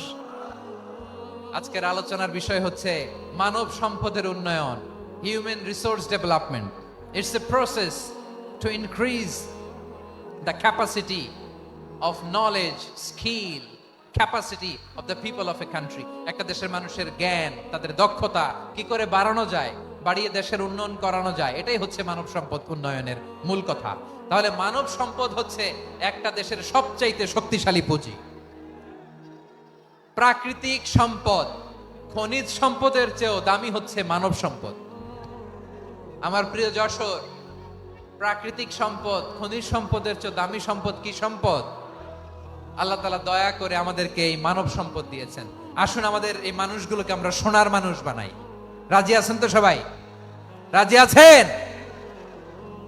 মানুষ পারে না এমন কোনো কিছু নাই, চাইলে সব পারে। এজন্য মানুষকে তারবিয়া দিতে হবে, যথাযথভাবে তাদেরকে গড়তে হবে। আসুন আমরা সিরাতের আয়নায় বিশ্বনবীর জীবনী থেকে দেখি তিনি কিভাবে হিউম্যান রিসোর্সকে ম্যানেজ করতেন।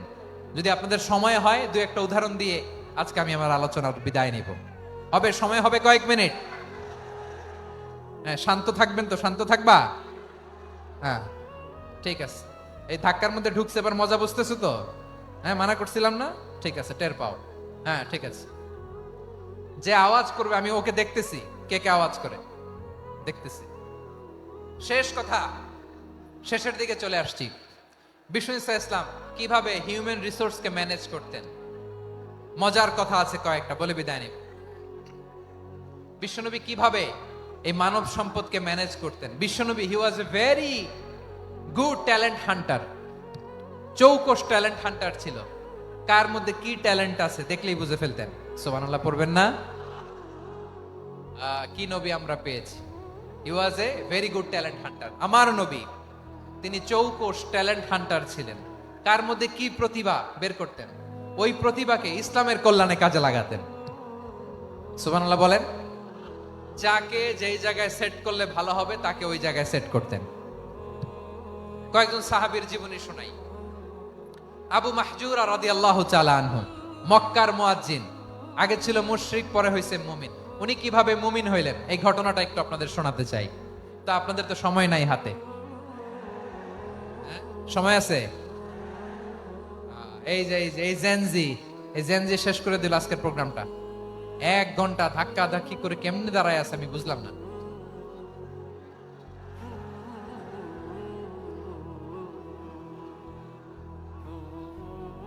না না, তাকবির না, চুপ করতে হবে।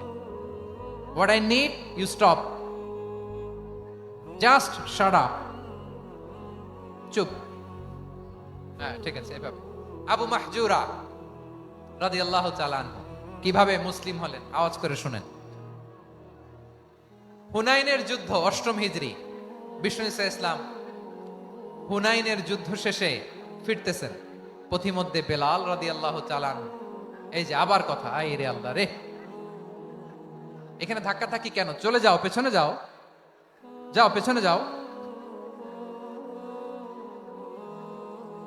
কি আজীব তামাশা! যেখানে যায় এখানে ধাক্কা ধাক্কি, মারামারি, গায়ের উপরে, কাঁধের উপরে, শাউটিং। অনেক গুরুত্বপূর্ণ কথা পয়েন্ট করে নিয়ে আসে যে বলবো, এই শাউট করার কারণে প্রোগ্রামটাই নষ্ট করে দেয়। আসছে আমার ভালোবাসা দেখাইতে, প্রোগ্রামটাই শেষ করে দিয়ে চলে যায়। স্টপ। আবার কথা বল, স্টপ। হুনাইনের যুদ্ধে 8ম হিজরি। কত হিজরি? সবাই বলেন না একটু, কত হিজরি? 8ম হিজরিতে হুনাইনের যুদ্ধে রাসূল সাল্লাল্লাহু আলাইহি ওয়াসাল্লাম ফিরে আসতেছেন মদিনায়। পথিমধ্যে বেলাল রাদিয়াল্লাহু তাআলা আনহু আযান দিচ্ছেন। কি দিচ্ছেন? তো পাশে ছিল মুশরিকদের একটা পল্লী, কিছু মুশরিক তরুণ, কিছু অমুসলিম কিশোর, তারা আযানকে ব্যঙ্গ করতেছে। আমাদের বাংলায় মুখ ভেঙ্গানো বলে আর কি।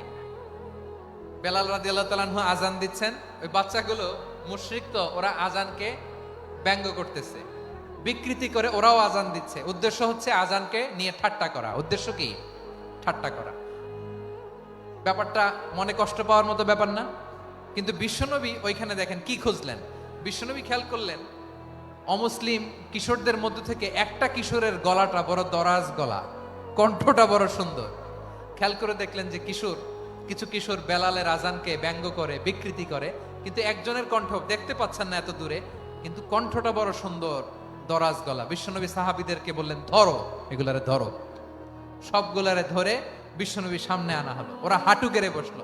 বিশ্বনবী বললেন, তোমাদের মধ্যে কে যেন ব্যঙ্গ করে আজান দিচ্ছিল, তার গলাটা বড় উঁচু, গলার বেসটা বড় মজবুত, মেলোডিয়াস, সুমধুর কণ্ঠ। কে?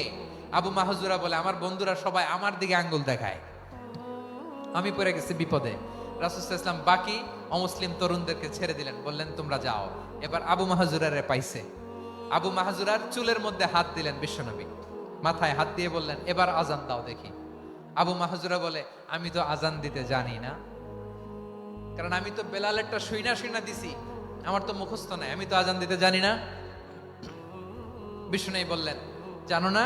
তাহলে আসো, আমি তোমারে শিখাই দেই। সুবহানাল্লাহ পড়েন।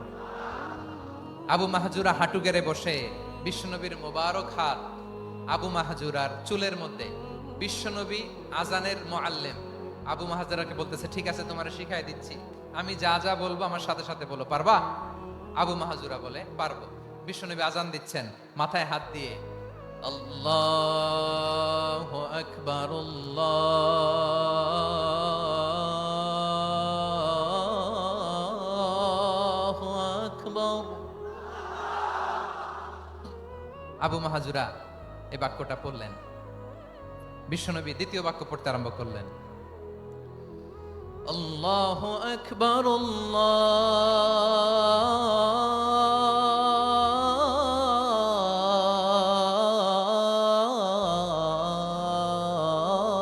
আল্লাহু আকবার। আবু মাহজুরা এই বাক্যটাও বললেন। বিশ্বনবী আবু মাহজুরার মাথার মধ্যে হাত দিয়ে তৃতীয় বাক্য বললেন, আশহাদু আল্লা ইলাহা ইল্লাল্লাহ।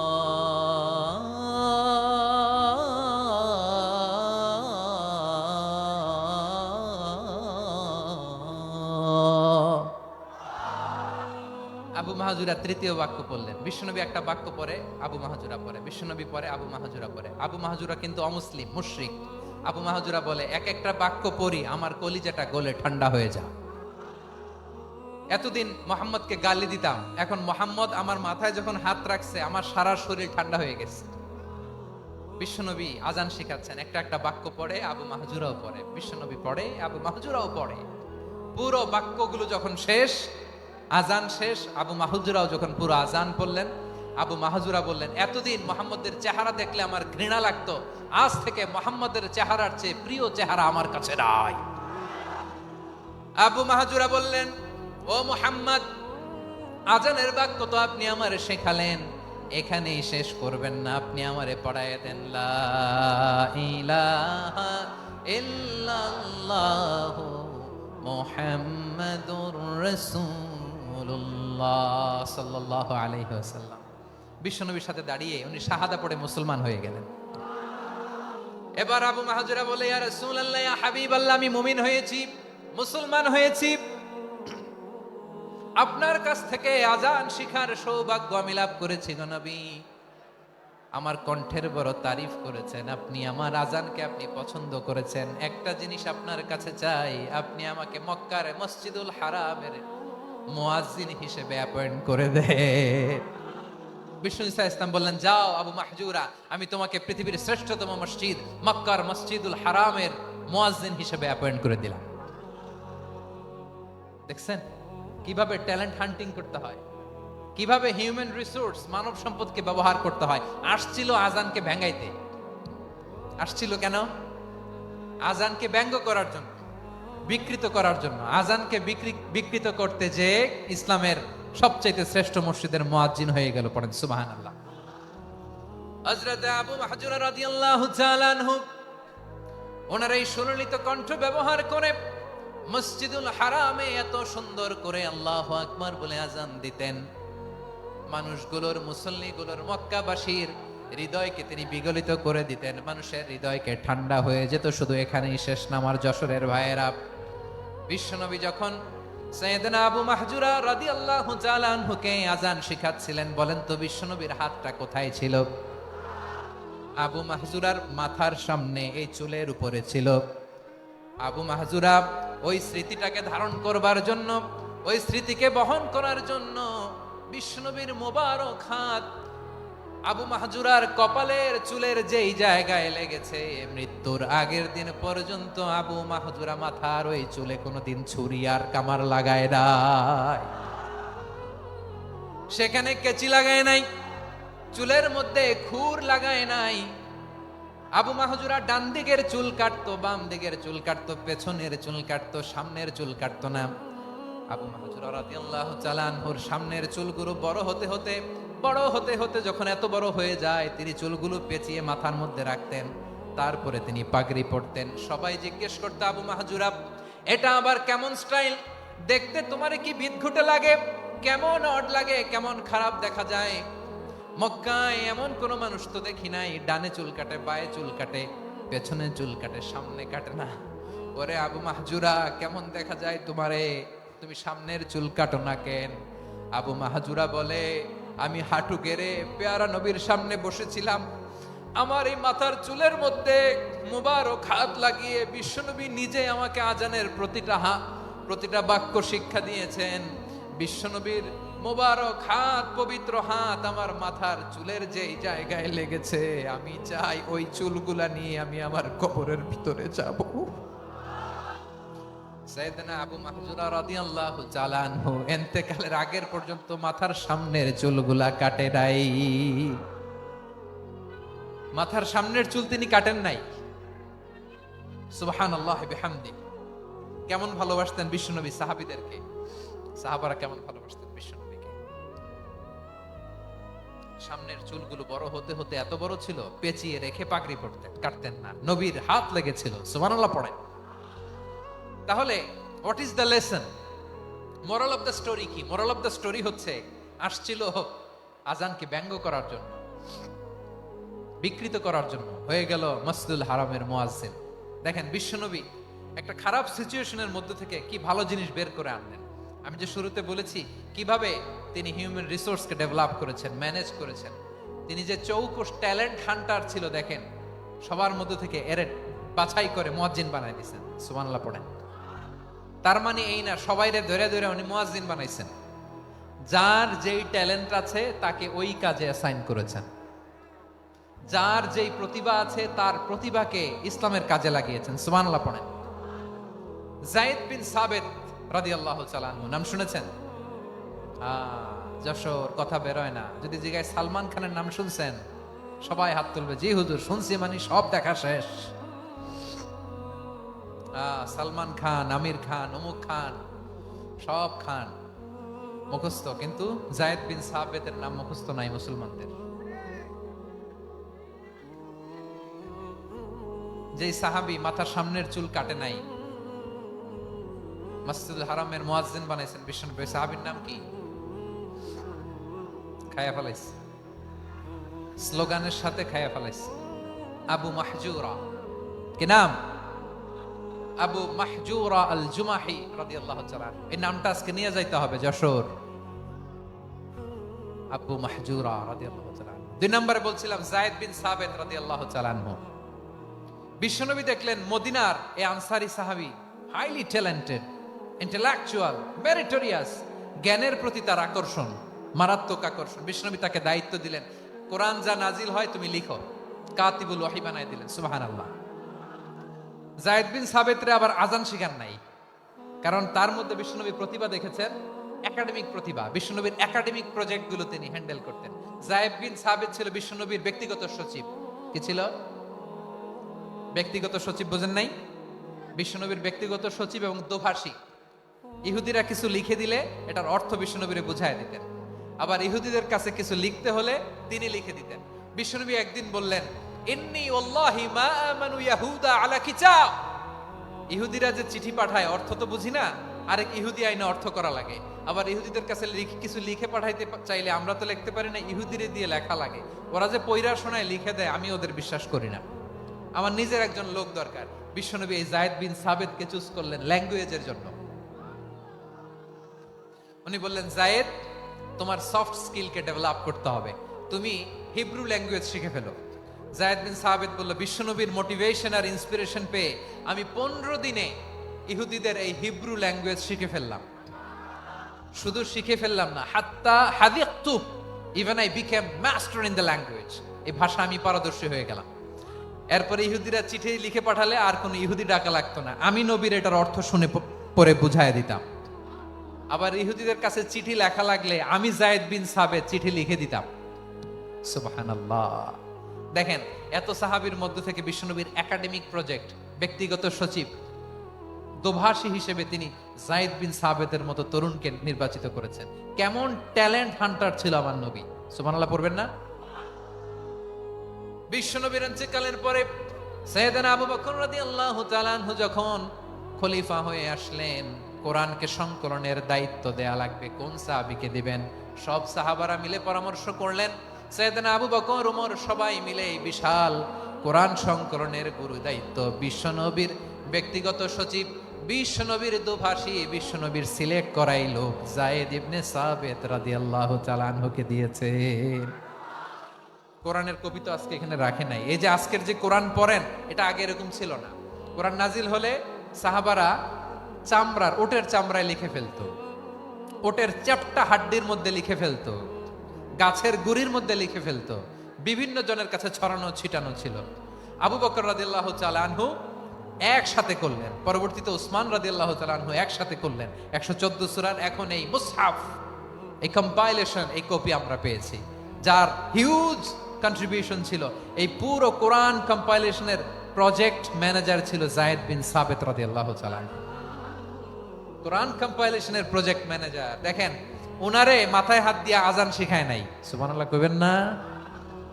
তাহলে প্রথম সাহাবী আবু মাহজুরাকে মুয়াজ্জিন বানাইলেন, যায়েদ বিন সাবেতকে ব্যক্তিগত সচিব আর দোভাষী বানালেন, মুসআব ইবনে উমাইর রাদিয়াল্লাহু তাআলা আনহুকে ইসলামের প্রথম অ্যাম্বাসেডর বানালেন। তাহলে তৃতীয় নাম্বার একজন সাহাবীর নাম বলছি, মুসআব ইবনে উমাইর। মুসআব কি নাম? নামটা কেমন লাগে? এই কয়েকজনের ভাল লাগে, বাকিদের ভাল লাগে না? ভাল লাগে? এই এই আর কয়েকটা মিনিট দেওয়া যাবে না আমাকে আল্লাহর রাস্তে? হ্যাঁ, ঠিক আছে। আমি তোমাদেরকে ভালোবাসা দেখাবো, দোয়া করব, যদি চুপ থাকো, একেবারে চুপ, কষ্ট সহ্য করো, বাকিরে যা সওয়াব পাবে তোমরা ডবল পাবা, যেহেতু কষ্ট বেশি, কিন্তু চুপ। 3 নাম্বার সাহাবীর নাম মুসআব। এই ধাক্কাধাক্কি কেন? ধাক্কাধাক্কি কেন রে ভাই? না না না, এরকম হইলে আসবো না যশোর, আমি আর আসবো না। হয় পিছনে চলে যাও, নাহলে চুপ, ধাক্কাধাক্কি নাই। 3 নাম্বার সাহাবীর নাম মুসআব। কি নাম? He was the first ambassador in Islam. ইসলামের প্রথম ডিপ্লোম্যাট, প্রথম কূটনৈতিক, ইসলামের প্রথম কূটনৈতিক, ইসলামের প্রথম ডিপ্লোম্যাট, প্রথম অ্যাম্বাসেডর মুসআব ইবনে উমাইর। মক্কার তরুণ যুবক, উনি পারফিউম লাগাইলে মানুষ দেখলেই বুঝতো এটা মুসআব লাগাইছে। এমন ড্যাশিং ফেসের ছিল, এমন স্মার্ট ড্যাশিং ফেস, এমন পার্সোনালিটির মানুষ ছিল মুসআব রাদিয়াল্লাহু তাআলা। কারণ যিনি ইসলামের স্পোকম্যান হবেন, মুখপাত্র হবেন, তার স্মার্ট হওয়ার দরকার আছে না নাই? আকাবার প্রথম শপথ যখন হলো, তাদের সাথে বিষ্ণু ইসা ইসলাম মদিনাতে একজন মুখপাত্র পাঠালেন, ডিপ্লোম্যাটকে পাঠালেন, অ্যাম্বাসেডর অফ ইসলাম, তিনি হচ্ছেন মুসআব ইবনে উমাইর। পড়েন সুবহানাল্লাহ। বিশ্বনবী দেখলেন সে অনেক স্মার্ট, তার ডেডিকেশন আছে, সিনসিয়ারিটি আছে, এবং মদিনায় যে আউস খাজরাজ গোত্রের নেতাদের সাথে ডিল করতে হবে, ইহুদিদের সাথে ডিল করতে হবে, ওখানে একজন পাক্কা জানু খেলোয়াড়ের দরকার আছে না নাই? মুসআব ইবনে উমাইর রাদিয়াল্লাহু তাআলা আনহু, ওনাকে বিষ্ণু ইসা ইসলাম চুজ করলেন। এবং বিষ্ণু ইসা ইসলামের এই চুজিংটা, এই সিলেকশনটা এত সুন্দর ছিল, তিনি মদিনাতে যে বিশ্বনবী আসার আগেই মদিনার জমিনকে তিনি উর্বর করে ফেলছেন। প্রতিটা ঘরে ঘরে কালিমার দাওয়াত তিনি পৌঁছায় দিচ্ছেন। জুমার বিধান নাজিল হয়েছে, কিন্তু মক্কায় পরিবেশ নাই জুমা পালনের। বিষ্ণু ইসলাম একজনকে দিয়ে খবর পাঠালেন, যাও মদিনায় মুসাবকে যে বলো, মুসাব তো আমার শিক্ষক, আমার স্পোকম্যান, মদিনাতে যেন তারা জুমা কায়েম করে। বিশ্বনবীর আগেই মুসাব মদিনার মুসলিমদেরকে নিয়ে মদিনায় প্রথম জুমা কায়েম করে ফেলছে। কোন সুবহানাল্লাহ। ডিপ্লোম্যাটদের কেমন হইতে হয়, অ্যাম্বাসেডারের কেমন হইতে হয়, মুসাব রাদিয়াল্লাহু তাআলা আনহুর কাছ থেকে শিখে নাও। মুসাব নামটা কেমন লাগে? যশোর যাদের সন্তান হবে, ছেলে সন্তান, আমার রাস্তায় পাইলি সবাই জিজ্ঞেস করে, হুজুর একটা নাম দেন, আমার ছেলে হবে। যশোরবাসীর জন্য আমি একটা নাম দিয়ে দিলাম, নাম রাখতে হবে মুসাব। কি নাম? নামটা যাদের ভাল লাগে, ছেলে সন্তান অনাগত আসবে, মনে চাইলে নাম রেখে দিবেন মুসাব রাদিয়াল্লাহু তাআলা আনহুর নামে মুসাব। তাহলে মুসাব রাদিয়াল্লাহু তাআলা আনহুকে বিশ্বনবী ল্যাঙ্গুয়েজ শিখান নাই, সফট স্কিল শিখান নাই। জায়েদ রাদিয়াল্লাহু তিনি হিব্রু ল্যাঙ্গুয়েজ শিখেছেন, সুরিয়ানি শিখেছেন, কিন্তু মুসাবকে তিনি বানিয়েছেন the spokesman of Islam, the first diplomat, the ambassador of Islam. সুবহানাল্লাহ পড়বেন না? আব্দুল্লাহ ইবনে আব্বাস রাদিয়াল্লাহু তাআলা আনহু বিশ্বনবীর কাজিন, চাচাতো ভাই। আবার মাইমুনা রাদিয়াল্লাহু তাআলা আনহু, মাইমুনা নবীর স্ত্রী, তিনি ছিলেন আব্দুল্লাহর আপন খালা। তো নবীর বউ যদি ওনার খালা হয়, নবী তার কি? বুঝে নাই, নবী তার কি? খালু। তাহলে সম্পর্ক অনেক গভীর, কাজিন আবার খালু। ছোট্ট মানুষ, তাই রাতে মাঝে মাঝে ঘরে থাকতো। বিশ্বনবী দেখলেন আব্দুল্লাহ যেহেতু আমার ঘরে ঢুকতে পারে, আব্দুল্লাহরে এই উম্মতের বড় শিক্ষাবিদ বানাইতে হবে। কথা বোঝে নাই? আব্দুল্লাহকে কি বানাইতে হবে? শিক্ষাবিদ, এডুকেটর অফ দিস উম্মাহ, এই উম্মার শিক্ষাবিদ বানাইতে হবে। তাই আব্দুল্লাহ ইবনে আব্বাসকে বিশ্বনবী হাতে কলমে শিক্ষা দিয়েছেন। আব্দুল্লাহ ইবনে আব্বাস রাদিয়াল্লাহু তাআলা আনহু, ওনাকে বিশ্বনবী হাতে কলমে শিক্ষা দিয়েছেন, যেহেতু উম্মতের শিক্ষাবিদ হবেন, এডুকেটর হবেন। তো বিশ্বনবী রাতে যখন তাহাজ্জুদ পড়তেন, ছোট্ট আব্দুল্লাহ ঘরে থাকতো। বুঝতে পেরেছেন? ছোট্ট মানুষ তো ঘরে থাকতো। তো বিশ্বনবী তাহাজ্জুদের জন্য একবার দাঁড়িয়েছেন, ছোট্ট আব্দুল্লাহ ওযু করে দাঁড়াইছে। আচ্ছা বলেন তো, ইমাম আর মুসল্লি মোট যদি দুইজন হয়, একজন ইমাম একজন মুসল্লি, তো মুসল্লি ইমামের কোন দিকে দাঁড়াবে? ডানে দাঁড়াবে। ছোট্ট আব্দুল্লাহ বোঝে নাই, বিশ্বনবী তাহাজ্জুদ শুরু করেছেন, উনি একতেদা করছেন আর দাঁড়াইছেন বায়ে। কোথায় দাঁড়িয়েছেন? আব্দুল্লাহ বলেন, যখন আমি বায়ে দাঁড়ালাম, আখাযা রাসূলুল্লাহ সাল্লাল্লাহু আলাইহি ওয়াসাল্লাম উযুনি আল ইউমনা ইয়াফতিলুহা, বিশ্বনবী নামাজরত অবস্থায় আমার কান ধরে টেনে আমার ডান দিকে এনে দাঁড় করায় দিলেন। পড়েন সুবহানাল্লাহ। দেখেন হাতে কলমে শিক্ষা। আর জীবনে ভুলাবে? কথা কয় না, আর ভুলাবে? আর ভুল হবে না। এভাবে বিশ্বনবীর অনেক সঙ্গ পেয়েছেন, সফর করেছেন, একই বাহনে বসেছেন, এক বাহনে বসে লম্বা নাসিহত করেছেন, বলেছেন, ইয়া গোলাম ইহফাজিল্লাহ ইয়াহফাজকা, ইহফাজিল্লাহ তাজিদহু তুজাহাক, ইযা সাআলতা ফাসআলিল্লাহ ওয়া ইযা ইসতাআনতা ফাসতাইন বিল্লাহ। আল্লাহর বিধান মানো, আল্লাহর বিধান রক্ষা করো, আল্লাহ তোমায় রক্ষা করবে।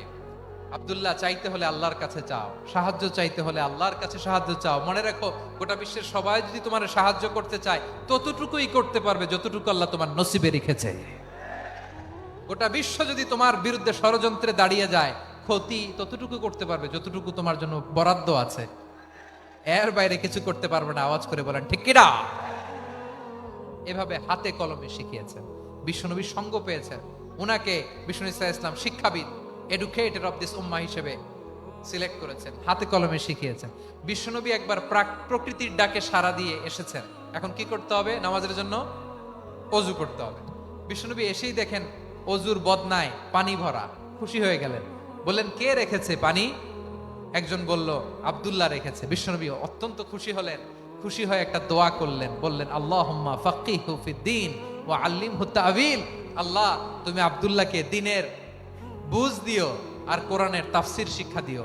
বিশ্বনবীর এই দোয়া এমন লাগছে, উনি রাইসুল মুফাসসিরিন, এই পৃথিবীতে যত মুফাসসির ছিল, যত মুফাসসির আসবে, সকল মুফাসসিরের সম্রাট হিসেবে স্বীকৃত হয়েছেন আব্দুল্লাহ ইবনে আব্বাস।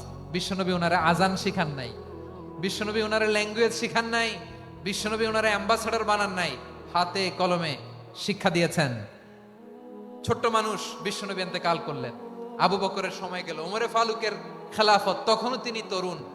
ওমরে ফারুক রাদিয়াল্লাহু তাআলা আনহু ওনার ক্যাবিনেট মিনিস্ট্রির বৈঠকে এ আব্দুল্লাহ ইবনে আব্বাসকে পাশ দিয়ে বসায় রাখতেন। বয়স্ক সাহাবারা এটা পছন্দ করতো না, তারা বলতো ঘটনা কি, আব্দুল্লাহর মতো ছেলে নাতি আমাদের আছে, এরা কেন রাখে ওমরে ফারুক? ওমরে ফারুক এটা টের পেলেন, তিনি বুঝতে পারলেন যে ক্যাবিনেট মেম্বাররা এটা পছন্দ করে না, ছোট্ট আব্দুল্লাহরা কেন রাখি, কেন যে রাখি এটা একদিন বুঝাবো। একদিন মিটিং এ তিনি সবাইকে বললেন, ইদা জাআ নাসরুল্লাহি ওয়াল ফাতহ। এই আয়াত দ্বারা উদ্দেশ্য কি বলেন তো মুরব্বী সাহাবীরা? এক সাহাবী বলেন, এই সূরা দ্বারা উদ্দেশ্য, আল্লাহ বলেছেন আমাদেরকে বিভিন্ন ল্যান্ড, বিভিন্ন এলাকা বিজয় করতে হবে। ওমরে ফারুক বললেন না, হয়নি। আরেকজন বললেন, বিজয় হওয়ার পর আমাদের বেশি বেশি আল্লাহর বরত্বের ঘোষণা দিতে হবে, এটা উদ্দেশ্য। ওমরে ফারুক বললেন না, হয় নাই। যারা জিজ্ঞেস করেন কেউ পারে না। সব শেষে বিশ্বনবী ছোট্ট আব্দুল্লাহরে বলেন, আব্দুল্লাহ, ইদা জাআ নাসরুল্লাহি ওয়াল ফাতহ এর দ্বারা উদ্দেশ্য কি বলো তো? ছোট্ট আব্দুল্লাহ বলেন, হুয়া আজালু রাসূলিল্লাহ। এই আয়াত দ্বারা বিশ্বনবীর বিদায়কে উদ্দেশ্য নেওয়া হয়েছে।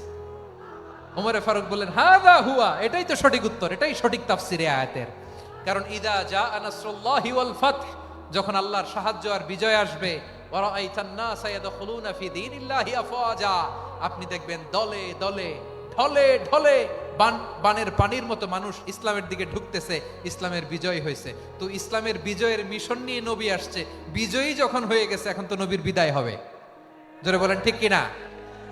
কোন সাহাবী এই সূক্ষ্ম কথাটা ধরতে পারে নাই, ওই আব্দুল্লাহ ছাড়া। আব্দুল্লাহ যখন উত্তর দিছে, সব সাহাবীদের টনক নড়েছে। এরপর থেকে কোন ক্যাবিনেট মিটিং এ আর কোন সাহাবারা কোনো প্রশ্ন করে নাই, আওয়াজ করে পড়েন সুবহানাল্লাহ। বিশ্বনবী আব্দুল্লাহ ইবনে আব্বাসকে দ্য এডুকেটর অফ দ্য উম্মাহ, উম্মার শিক্ষাবিদ হিসেবে গ্রহণ করেছেন। আওয়াজ করে পড়তে হবে আল্লাহু আকবার। সাহাবীদের নামগুলো মনে থাকবে? এক নম্বরে আবু মাহজুরা, মুয়াজ্জিন বানাইছেন। যায়েদ ইবনে সাবিত, দোভাষী, ট্রান্সলেটর অফ প্রফেট, এবং তিনি ছিলেন বিশ্বনবীর ব্যক্তিগত সচিব। Musab ibn Umair, the first ambassador and diplomat of Islam. Abdullah ibn Abbas, এই উম্মার সবচেয়ে বড় এডুকেটর, শিক্ষাবিদ। আরেকজন ছিল আব্দুল্লাহ ইবনে মাসউদ রাদিয়াল্লাহু তাআলা। দুই আব্দুল্লাহ, আব্বাস গেল, আরেকজন হচ্ছে মাসউদ। মক্কার তরুণ, ছাগল পালতো মুশরিকের। বিশ্বনবী আর আবু বকর রাদিয়াল্লাহু তাআলা আনহু একবার গেলেন, যে দেখে এই তরুণ দাঁড়ায় আছে। বিশ্বনবী বলেন, আমি খুব ক্ষুধার্ত, তোমার কাছে কি দুধ আছে ছাগলের? আব্দুল্লাহ ইবনে মাসউদ বলে, আছে। ওয়ালাকিন আনা মুতামান, কিন্তু যে দুধ আছে এটা আমানতের, আমি দিতে পারবো না। বিশ্বনবী এইটা শুনেই তারা টার্গেট করে ফেলছে। আনা মুতামান, দুধ আছে কিন্তু এটা আমার মালিকের, আমি তো দরদ দেখাই, আমার মালিকের দুধ আপনি পথিক, আপনারে দিতে পারি না। বিশ্বনবী টার্গেট করে ফেলছেন, এরে আমার কাজে লাগাইতে হবে। বিশ্বনবী বললেন, আচ্ছা ঠিক আছে, দুধ দিও না, কিন্তু এমন ছাগি আছে কিনা যেই ছাগির সাথে কোনো ছাগলের মিলন হয় নাই, তার ওলানে দুধও আসে নাই, বাচ্চাও নাই, এরকম ছাগির থেকে যদি আমি দুধ খাই তাহলে তো সমস্যা নাই। বলতেছে, এরকম ছাগির থেকে দুধ খাইলে সমস্যা নাই, কারণ এরকম ছাগির ওলান থেকে দুধ আসবেও না। বলতেছে, ঠিক আছে, এরকম একটা ছাগি নিয়ে আস। নিয়ে আসা হলো। বিশ্বনবী বিসমিল্লাহ বলে ওই ছাগির ওলানে হাত দিলেন। হাত দিতে দেরি, পুরো ওলানটা দুধে ভরে যেতে দেরি হয় না। বিশ্বনবী আর আবু বকর রাদিয়াল্লাহু তাআলা আনহু দহন করে পেট ভরে খেলেন। এই দৃশ্য আব্দুল্লাহ ইবনে মাসউদের হৃদয়ে দাগ কাটলো। এই মুজিজা দেখে তিনি বললেন, আশহাদু আল্লা ইলাহা ইল্লাল্লাহ ওয়া আশহাদু আন্না মুহাম্মাদুর রাসূলুল্লাহ। তিনি ষষ্ঠ মুসলিম ছিলেন, 6 নম্বর মুসলমান। ওনাকে টার্গেট করে বিশ্বনবী দেখলেন এমন ইন্টেলেকচুয়াল ব্রেন, উনি সূক্ষ্ম সূক্ষ্ম জিনিস বুঝে বেশি, ফিকহি জ্ঞান ওনার মধ্যে বেশি। বিশ্বনবী ওনাকে কোরআনের জ্ঞান শিক্ষা দিতে লাগলেন। উনি বিশ্বনবী সবার কাছে কোরআন শোনায়, কিন্তু বিশ্বনবী নিজে আব্দুল্লাহ ইবনে মাসউদের কাছ থেকে কোরআন শুনতো। বিশ্বনবী একবার বললেন, ইকরা আলাইয়া ইয়া মাসউদ। ইবনে মাসউদ, একবার শোনাও তো কোরআন দেখি। আব্দুল্লাহ ইবনে মাসউদ বলে, আকরাউ আলাইকা ওয়া আলাইকা উনজিল। নবী, আপনার উপর কোরআন নাজিল হয় আর আমি আপনার সামনে কোরআন পড়ব।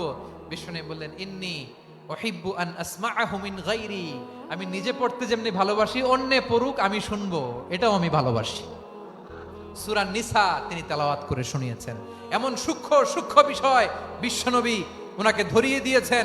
উনি হয়ে গিয়েছেন আব্দুল্লাহ ইবনে আব্বাস, হয়েছেন রাইসুল মুফাসসিরিন, উনি হয়ে গিয়েছেন ফাকিহুল উম্মাহ। উনার চাইতে বড় ফকি এই পৃথিবী আর দেখবে না। চিল্লায় বলেন সুবহানাল্লাহ। উনি বলতেন, ওয়াল্লাহি ওয়াল্লাহি ইল্লাযী লা ইলাহা গায়রু মা উনজিলাত সূরাতুন মা উনজিলাত সূরাতুন ইল্লা ওয়া আনা আ'লামু আইনা উনজিলাত ওয়া ফিমা উনজিলাত। বিশ্বনবী এমন ভাবে কোরআনের দার্স আমাকে দিয়েছেন, কোরআনে যত সূরা নাজিল হয়েছে, যেখানে নাজিল হোক না কেন আমি জানি এটা কোথায় নাজিল হয়েছে এবং কোন প্রেক্ষাপটে নাজিল হয়েছে। এমন একটা সূরা নাই যে সূরার কোথায় নাজিল হয়েছে আমি মাসুদের জানা নাই, কোন প্রেক্ষাপটে নাজিল হয়েছে আমার জানা নাই। এরকম ঘটবে না, চিল্লায় বলেন আল্লাহু আকবার। এই আব্দুল্লাহ ইবনে মাসউদ রাদিয়াল্লাহু তাআলা আনহু ওমর ফারুকের সময় কুফার চিফ জাস্টিস ছিলেন। কুফা নগরীর চিফ জাস্টিস। চিফ জাস্টিস বুঝেন নাই? বিচারপতি। কি ছিলেন? সবাই বলে নাই কি ছিলেন? বিচারপতি ছিলেন। এবং ওনার যে ফিকহি জ্ঞানের ধারা, এটাই আলকামা, ইব্রাহিম আন-নাখাই, হাম্মাদ ইবনে সুলাইমান হয়ে ইমাম আবু হানিফা পর্যন্ত পৌঁছেছে। এবং ওনার ফিকহি জ্ঞানের ধারাই হানাফি মাযহাবে অ্যাকসেপ্ট হয়েছে। আজও এগুলো হানাফি মাযহাবে চর্চিত হয়। হানাফি মাযহাবের সব ফিক আব্দুল্লাহ ইবনে মাসউদের ফিকহি জ্ঞানের ধারা থেকে নেওয়া হয়েছে। চিল্লায় পড়েন সুবহানাল্লাহ। তাহলে উনাকে বিশ্বনবী বানিয়েছেন জুরিস্ট, জুরিস্ট, আইনবিদ, ফকিহ। উনারে আজান শিখান নাই। হিউম্যান রিসোর্স ডেভেলপমেন্ট কিভাবে করবেন, মানব সম্পদের উন্নয়ন কিভাবে করতে হয়, কিভাবে যার যেখানে প্রতিভা কাজে লাগাতে হয় উনি দেখিয়েছেন। সুবহানাল্লাহ পড়বেন না? খালিদ বিন ওয়ালিদ নাম শুনছেন? কে কে শোনেন নাই হাত তোলেন। কি ছিলেন? বীর যোদ্ধা।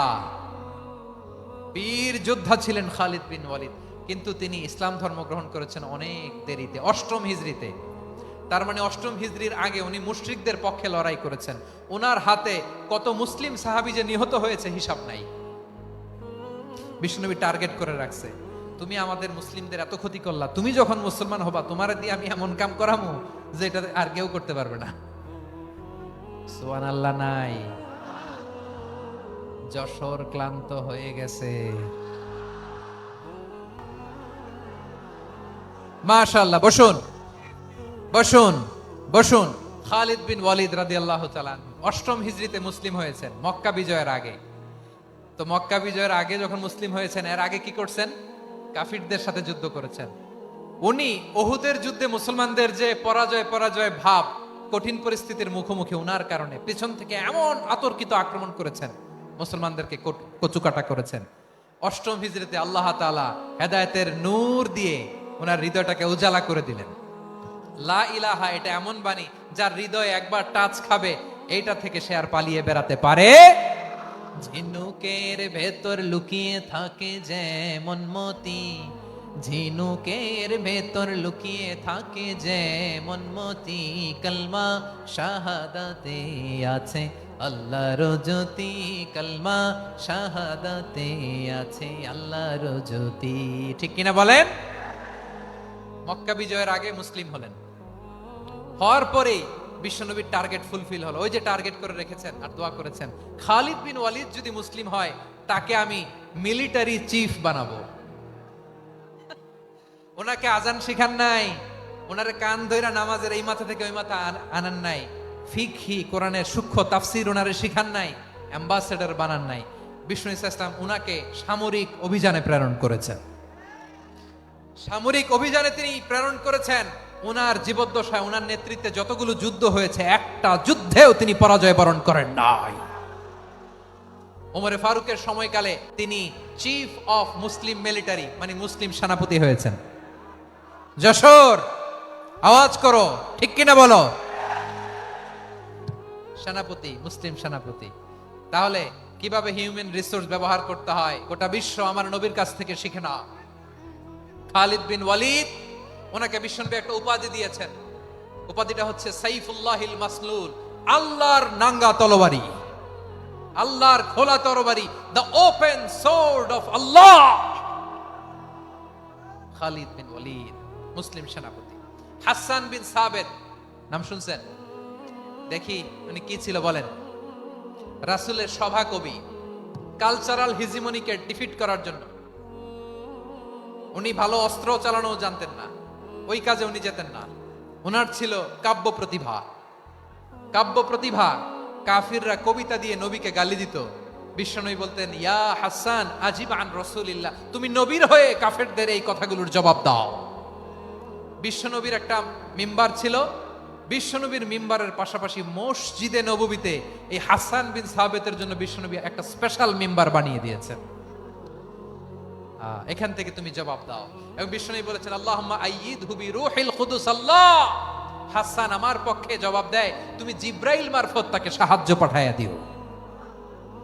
রাসূল সাল্লাল্লাহু আলাইহি ইসলামের সভা কবি, the poet of the prophet, নবীর কবি, উনি কবিতা দিয়ে এমন উচ্চাঙ্গের ভাষায় কবিতা দিয়ে তিনি জবাব দিতেন, কাফিরদের গা শিহরে যেত, তাদের হৃদয়ে আগুন ধরে যেত।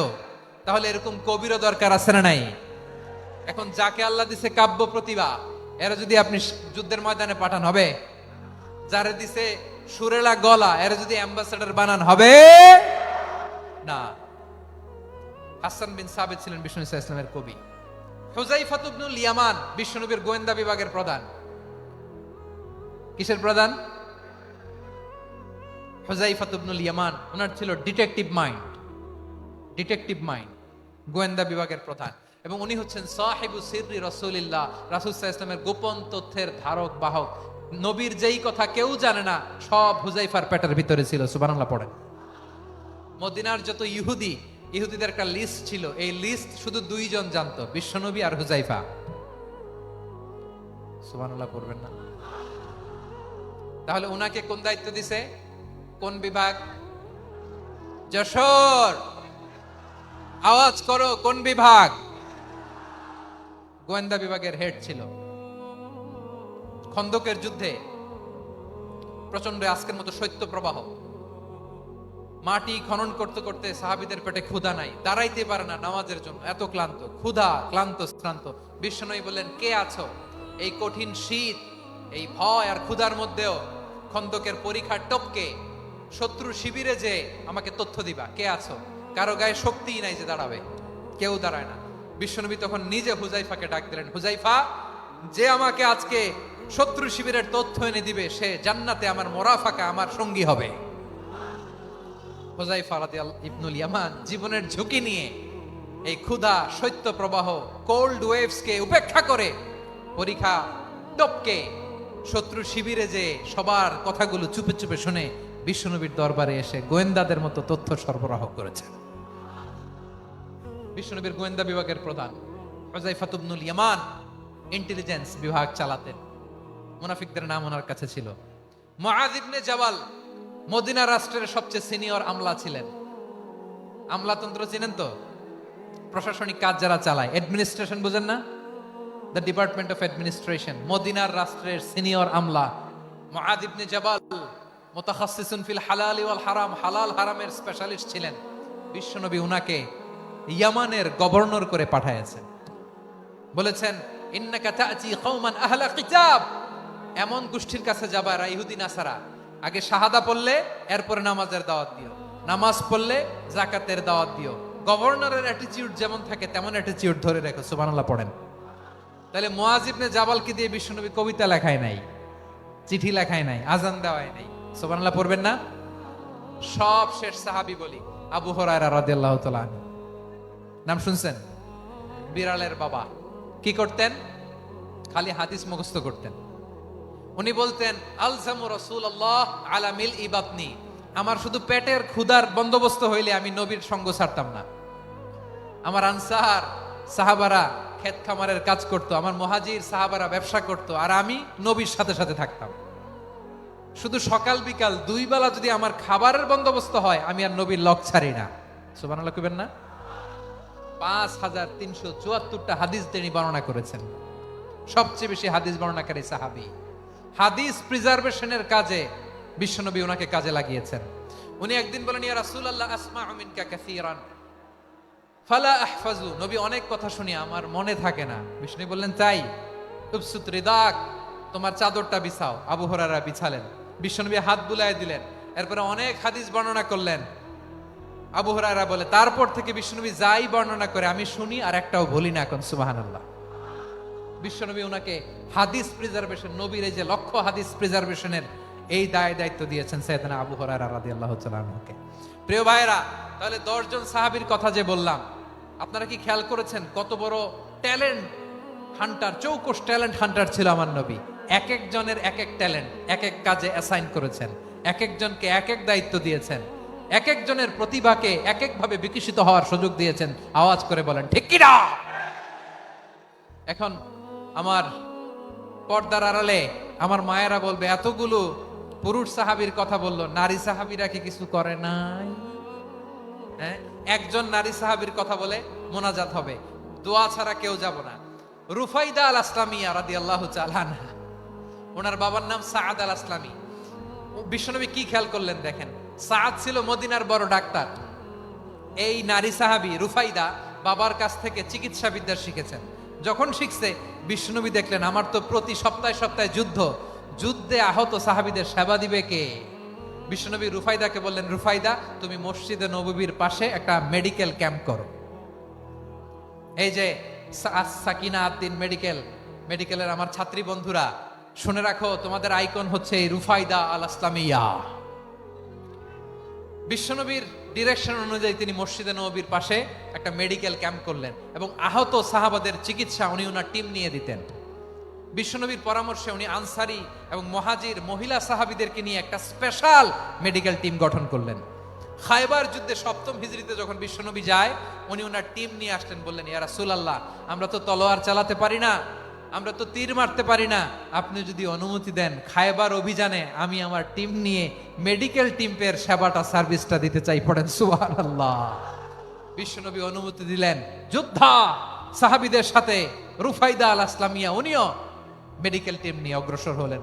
খায়বারের প্রতিটা আহত ইনজুর্ড সাহাবী যারা ইনজুরির শিকার হয়েছেন, সবাই রুফাইদা আল আসলামিয়ার এই মেডিকেল ক্যাম্প থেকে চিকিৎসা সহায়তা পেয়েছেন। সুবহানাল্লাহ পড়েন। দেখেন কিভাবে বিশ্বনবী ট্যালেন্ট বাছাই করতেন। আপনি অবাক হবেন, বাহরাইনের মেডিকেল ইউনিভার্সিটিতে রুফাইদা আল আসলামিয়া মেডিকেল প্রাইজ অ্যাওয়ার্ড প্রতি বছর দেয়া হয়।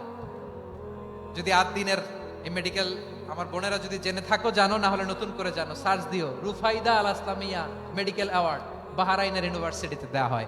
প্রিয় ভাইয়েরা, তাহলে আলোচনার সামারি আমরা করি। বিশ্বনবী যার যেখানে ট্যালেন্ট তাকে ওইখানে কাজে লাগাতেন। আওয়াজ করে বলেন ঠিক কিনা? এবার একটা ইন্টারভিউ হবে, আওয়াজ করে বলেন, আবু মাহজুরাকে বিশ্বনবী কি বানাইছেন? হ্যাঁ, হাসান বিন সাবিত ছিলেন বিশ্বনবীর সভা কবি। কি ছিলেন? বিশ্বনবীর সভা কবি ছিলেন। এরপরে হুযায়ফা ইবনুল ইয়ামান কি ছিলেন? গোয়েন্দা বিভাগের প্রধান। মুআয ইবনে জাবাল কি ছিলেন?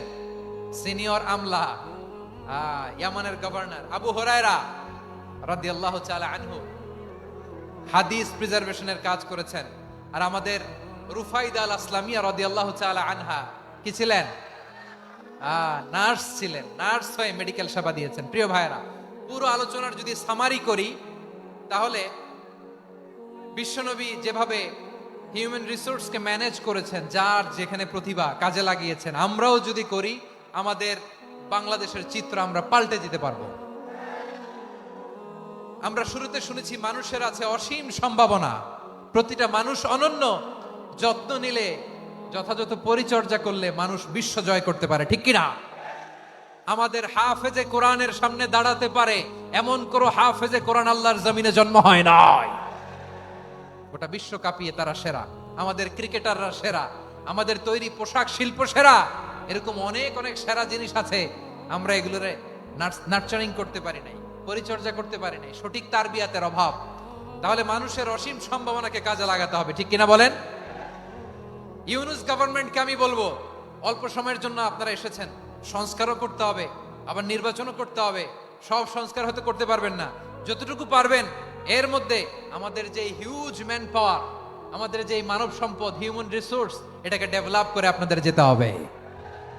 যেটা পারবেন না সেটাকে পরবর্তী নির্বাচিত গভর্নমেন্টের কাছে রেখে যেতে হবে, যে তারা যেন করে, তাদের কাছে আপনারা এটা রেখে যাবেন। তাহলে মানুষ চাইলে বিশ্ব জয় করতে পারে। আর মানুষকে হারাতে পারে কেউ? জোরে বলো যশোর, মানুষকে হারাতে পারে কেউ? আল্লাহ আমাদেরকে জনসংখ্যা দিয়েছেন। প্রিয় ভাইয়েরা, এই জনসংখ্যা অনেক বড় সম্পদ। এটা আমাদের জন্য অভিশাপ নয়, আশীর্বাদ।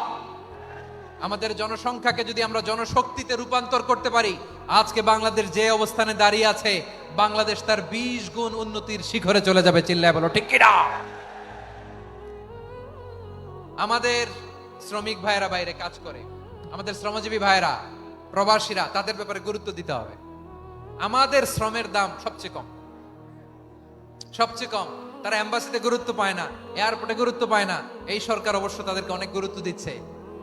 আমাদের অদক্ষ শ্রমিককে যখন আমরা দুবাই পাঠাই, অল্প বেতন পায়, কিন্তু ইন্ডিয়ানরা দক্ষ শ্রমিক পাঠাইলে তার 3 গুণ বেতন পায়। আমরা আমাদের শ্রমিকদেরকে অদক্ষ ভাবে আর পাঠাতে চাই না, দক্ষ শ্রমিক পাঠিয়ে আমরা রেমিটেন্সের বন্যা বইয়ে দেব। আমাদের শ্রমিকদের পাঠানো রেমিটেন্সের টাকায় সচল থাকে আমার দেশের অর্থনীতির চাকা। তাদেরকে সবচেয়ে গুরুত্ব দিতে হবে। আমরা পেয়েছি ফ্রিডম ফাইটার, মুক্তিযোদ্ধা, আর আমার প্রবাসী ভাইরা হচ্ছে রেমিটেন্স ফাইটার। জোরে বলো ঠিক কিনা?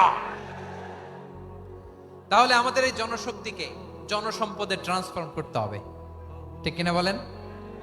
সরকার জনগণকে এভাবে পলিশ করতে হবে। মা বাবারা ছেলে মেয়েদের মধ্যে কার কোন যোগ্যতা তাকে ওইভাবে কাজে লাগাতে হবে। সবার A+ পাওয়ার কোনো দরকার নেই। আমাদের দেশে একটা টেন্ডেন্সি আছে, পরীক্ষায় A+ না পাইলে কই তুই কি করলি, পাশের বাড়ির ছেলে A+ পাইছে, যা ওর পা ধোয়া পানি খা। কি খা? আমি ভাবছি যে পা ধোয়া, A+ পাওয়া ছেলেদের পা ধোয়া পানির একটা পানির ব্র্যান্ড বানাইতে হবে। এরকম লেখা থাকবে, A+ পাওয়া ছেলেদের পা ধোয়া পানি। খাওয়া নাই, এগুলার খাওয়া নাই। ওরে আল্লাহ A+ পাওয়ার জন্য বানাইছে, আর আপনার ছেলেকে এই A+ গুলারে নিয়ন্ত্রণ করার জন্য আল্লাহ বানাইছে। ওকে দিয়ে আল্লাহ কি করবে আপনি জানেনই না। একটা A+, একটা A গ্রেড একটা মানুষের জীবনকে ঠিক করে দিতে পারে না। আপনার ছেলেকে আল্লাহ অন্যদিকে যোগ্যতা দিয়েছে। ওদের মনোবল ভাঙবেন না, খবরদার, খবরদার। ছেলে মেয়েদের মনোবল ভাঙবেন না। যাকে দিয়ে যেটা হবে তাকে দিয়ে সেটা করতে হবে, তার প্রতিভাকে সেভাবে কাজে লাগাতে হবে। তাহলে বাংলাদেশ, আমাদের এই জনসংখ্যা জনসম্পদে রূপান্তরিত হবে। আমাদের সরকারের তত্ত্বাবধানে আমাদের 18 কোটি জনগণ দক্ষ জনশক্তিতে রূপান্তরিত হোক। আমরা চাই কি চাই না? আমরা ভালো মানুষ, শ্রেষ্ঠ মানুষ হতে চাই কি চাই না? ওই জাপানিজদের মতো সৎ, ওই ইউরোপিয়ানদের মতো কালচার আমাদেরকে আল্লাহ তাআলা কোরআন সুন্নাহ অনেক কিছু দিয়েছেন। যেহেতু বর্তমানে আমরা দেখছি তারা সৎ, তাদের মধ্যে ভ্যালু আছে, সেগুলো আমাদের মধ্যে আনার দরকার আছে না নাই? আর ইসলাম দিয়ে আমাদের জীবনকে সাজাতে হবে, ইসলাম দিয়ে আমার পরিবারকে সাজাতে হবে। ইসলাম থেকে, কোরআন থেকে প্রেসক্রিপশন না নিলে জীবন সুন্দর হবে না। কোরআন থেকে প্রেসক্রিপশন না নিলে সমাজ সুন্দর হবে না। কোরআনের প্রেসক্রিপশন না মানলে রাষ্ট্র সুন্দর হবে না। কোরআনের প্রেসক্রিপশন অ্যাপ্লাই না করলে শুধু দুর্নীতি দমন কমিশন দিয়ে দুর্নীতি বন্ধ করা যাবে না। এজন্য কোরআনের আইন আমরা চাই কি চাই না? প্রিয় ভাইয়েরা, হিউম্যান রিসোর্স ডেভেলপমেন্ট, মানব সম্পদের উন্নয়ন, আমাদের সরকার যেন এদিকে নজর দেয়। আমরা যেন এই ব্যাপারে যত্নবান হয়ে উঠি। যাকে আল্লাহ যে যোগ্যতা দিয়েছে, এই যোগ্যতা দিয়ে আমরা যেন ইসলামের জন্য, দেশের জন্য কাজ করি। আমরা যেন আমাদের স্কিল ডেভেলপ করি, আমাদের পটেনশিয়ালকে ডেভেলপ করি। মোরালিটি, ভ্যালিউজ নিয়ে শায়েখ আহমদুল্লাহ আলোচনা করেছেন, এগুলো দিয়ে যেন আমরা আমাদেরকে সাজাই। আল্লাহ তাআলা আমাদের দেশকে তুমি নিরাপদ করো, আমরা পড়ি আমিন। আল্লাহ আমার 18 কোটি জনগণকে তুমি জনশক্তিতে রূপান্তরিত করো, আমিন। আল্লাহ আমরা হাতে হাত রেখে, কাঁধে কাঁধ মিলিয়ে, ভাইয়ে ভাইয়ে যেন এই দেশকে গড়তে পারি, আল্লাহ তুমি তৌফিক দান করো, আমরা পড়ি আমিন। আমার প্রিয় মহিউদ্দিন ভাই বলেছেন, হুজুর এমন একটা ঘোষণাপত্র দিয়ে যাবেন আজকের এই ঐতিহাসিক যশোরের প্রোগ্রামে, যেটা গোটা বাংলাদেশে মানুষ এটার উপর আমল করে। আমি যে কথাটা বলেছি এটাই, আসুন আমরা আমাদের জনসংখ্যাকে জনসম্পদে ট্রান্সফর্ম করি। আমাদের জনসংখ্যাকে আমরা যেন জনশক্তিতে রূপান্তরিত করি। জনসংখ্যাকে ট্রান্সফর্ম করে জনশক্তি দিয়ে আমরা যেন আগামীর বাংলাদেশ, স্বাধীন বাংলাদেশ 2.0 কে গড়ে তুলি। আল্লাহ তাআলা আমাদের সবাইকে কথাগুলো বোঝার, আমল করার তৌফিক দান করুন। এই জেনজি, ক্ষমা করে দিও আমাকে, অনেক ধমক দিছি, বকা দিছি। আল্লাহ তোমাদেরকে করুক, কবুল করুক, যশোরবাসীকে কবুল করুক, আদ দিনকে কবুল করুক, এই মেডিকেল কলেজকে কবুল করুক। ইসলামের জন্য বাদ ভাঙা এই জোয়ার এবং উচ্ছ্বাসকে আল্লাহ তাআলা কবুল করুক। হাদা মা ইনদি ওয়াল ইলমু ইনদাল্লাহ আলাইহি তাওয়াক্কালতু ওয়া ইলাইহি উনীব। সুবহানাকাল্লাহুম্মা ওয়া বিহামদিকা আশহাদু আল্লা ইলাহা ইল্লা আনতা আস্তাগফিরুকা ওয়া আতুবু ইলাইক। আল্লাহুম্মা আমিন। রব্বানা ظلمنا أنفسنا وإن لم تغفر لنا وترحمنا لنكونن من الخاسرين ربنا آتنا في الدنيا حسنة وفي الآخرة حسنة وقنا عذاب النار ও বিশাল আকাশের মালিক, বিশাল জমিনের মালিক, তোমার আকাশ বাতাসের তুলনায় আমাদের হাত দুইটা বড় ছোট্ট রে আল্লাহ। ছোট দুটি হাত পেতে বুক ভরা আশা নিয়ে তোমার শাহী দরবারে চেয়ে রইলাম। আমাদের জিন্দেগির গুনাহ খাতা তুমি মাফ করে দাও। আমাদের আব্বা আম্মা দাদা দাদি আত্মীয় স্বজন সবার গুনাহ খাতা তুমি মাফ করে দাও। আমাদের যত আত্মীয় স্বজন কবরের বাসিন্দা প্রত্যেকের কবরটারে তুমি কোরআনের নোট দিয়ে মোনাওয়ার করে দাও। আল্লাহ আজকের এই যশোরের প্রোগ্রামকে তুমি কবুল আর মঞ্জুর করে দাও। সূরাত বনী ইসরাঈলের 70 নম্বর আয়াতের আলোকে জনসংখ্যাকে কিভাবে জনশক্তি জনসম্পদে রূপান্তরিত করা যায় সিরাতের লেন্সে, সিরাত থেকে আমরা শুনলাম, যা কিছু শুনলাম আমল করার তৌফিকে দাও রব্বুল আলামিন। আমার বাংলাদেশকে সোনার বাংলাদেশ হিসেবে কবুল করে নাও। আজকের প্রোগ্রামে যারা জয়েন করল তাদেরকে তুমি কবুল করে নাও রব্বুল আলামিন। লক্ষ লক্ষ নারী পুরুষ যশোরের এই ঐতিহাসিক তাফসীর প্রোগ্রামের মাহফিলে জয়েন করেছে আল্লাহ, যেভাবে সহি সালামতে আজকে মাহফিলে জয়েন করলো, সহি সালামতে প্রত্যেক ভাই এবং বোনকে তুমি গন্তব্যে পৌঁছে দিও আল্লাহ। কত বড় বড় আল্লাহর ওলিরা এখানে এসেছে, মাদ্রাসার হুজুররা এসেছে, পর্দার আড়ালে কত বড় নেককার নারীরা এসেছে আল্লাহ। যার হাতকে তোমার পছন্দ হয়, যার ইবাদতকে পছন্দ হয়, তার ইবাদতের ওসিলায় আজকের দোয়াটা তুমি কবুল আর মঞ্জুর করে দাও। রব্বানা তাকাব্বাল মিন্না ইন্নাকা আনতাস সামিউল আলিম ওয়া তুব আলাইনা ইয়া মাওলানা ইন্নাকা আনতাত তাওয়াবুর রহিম।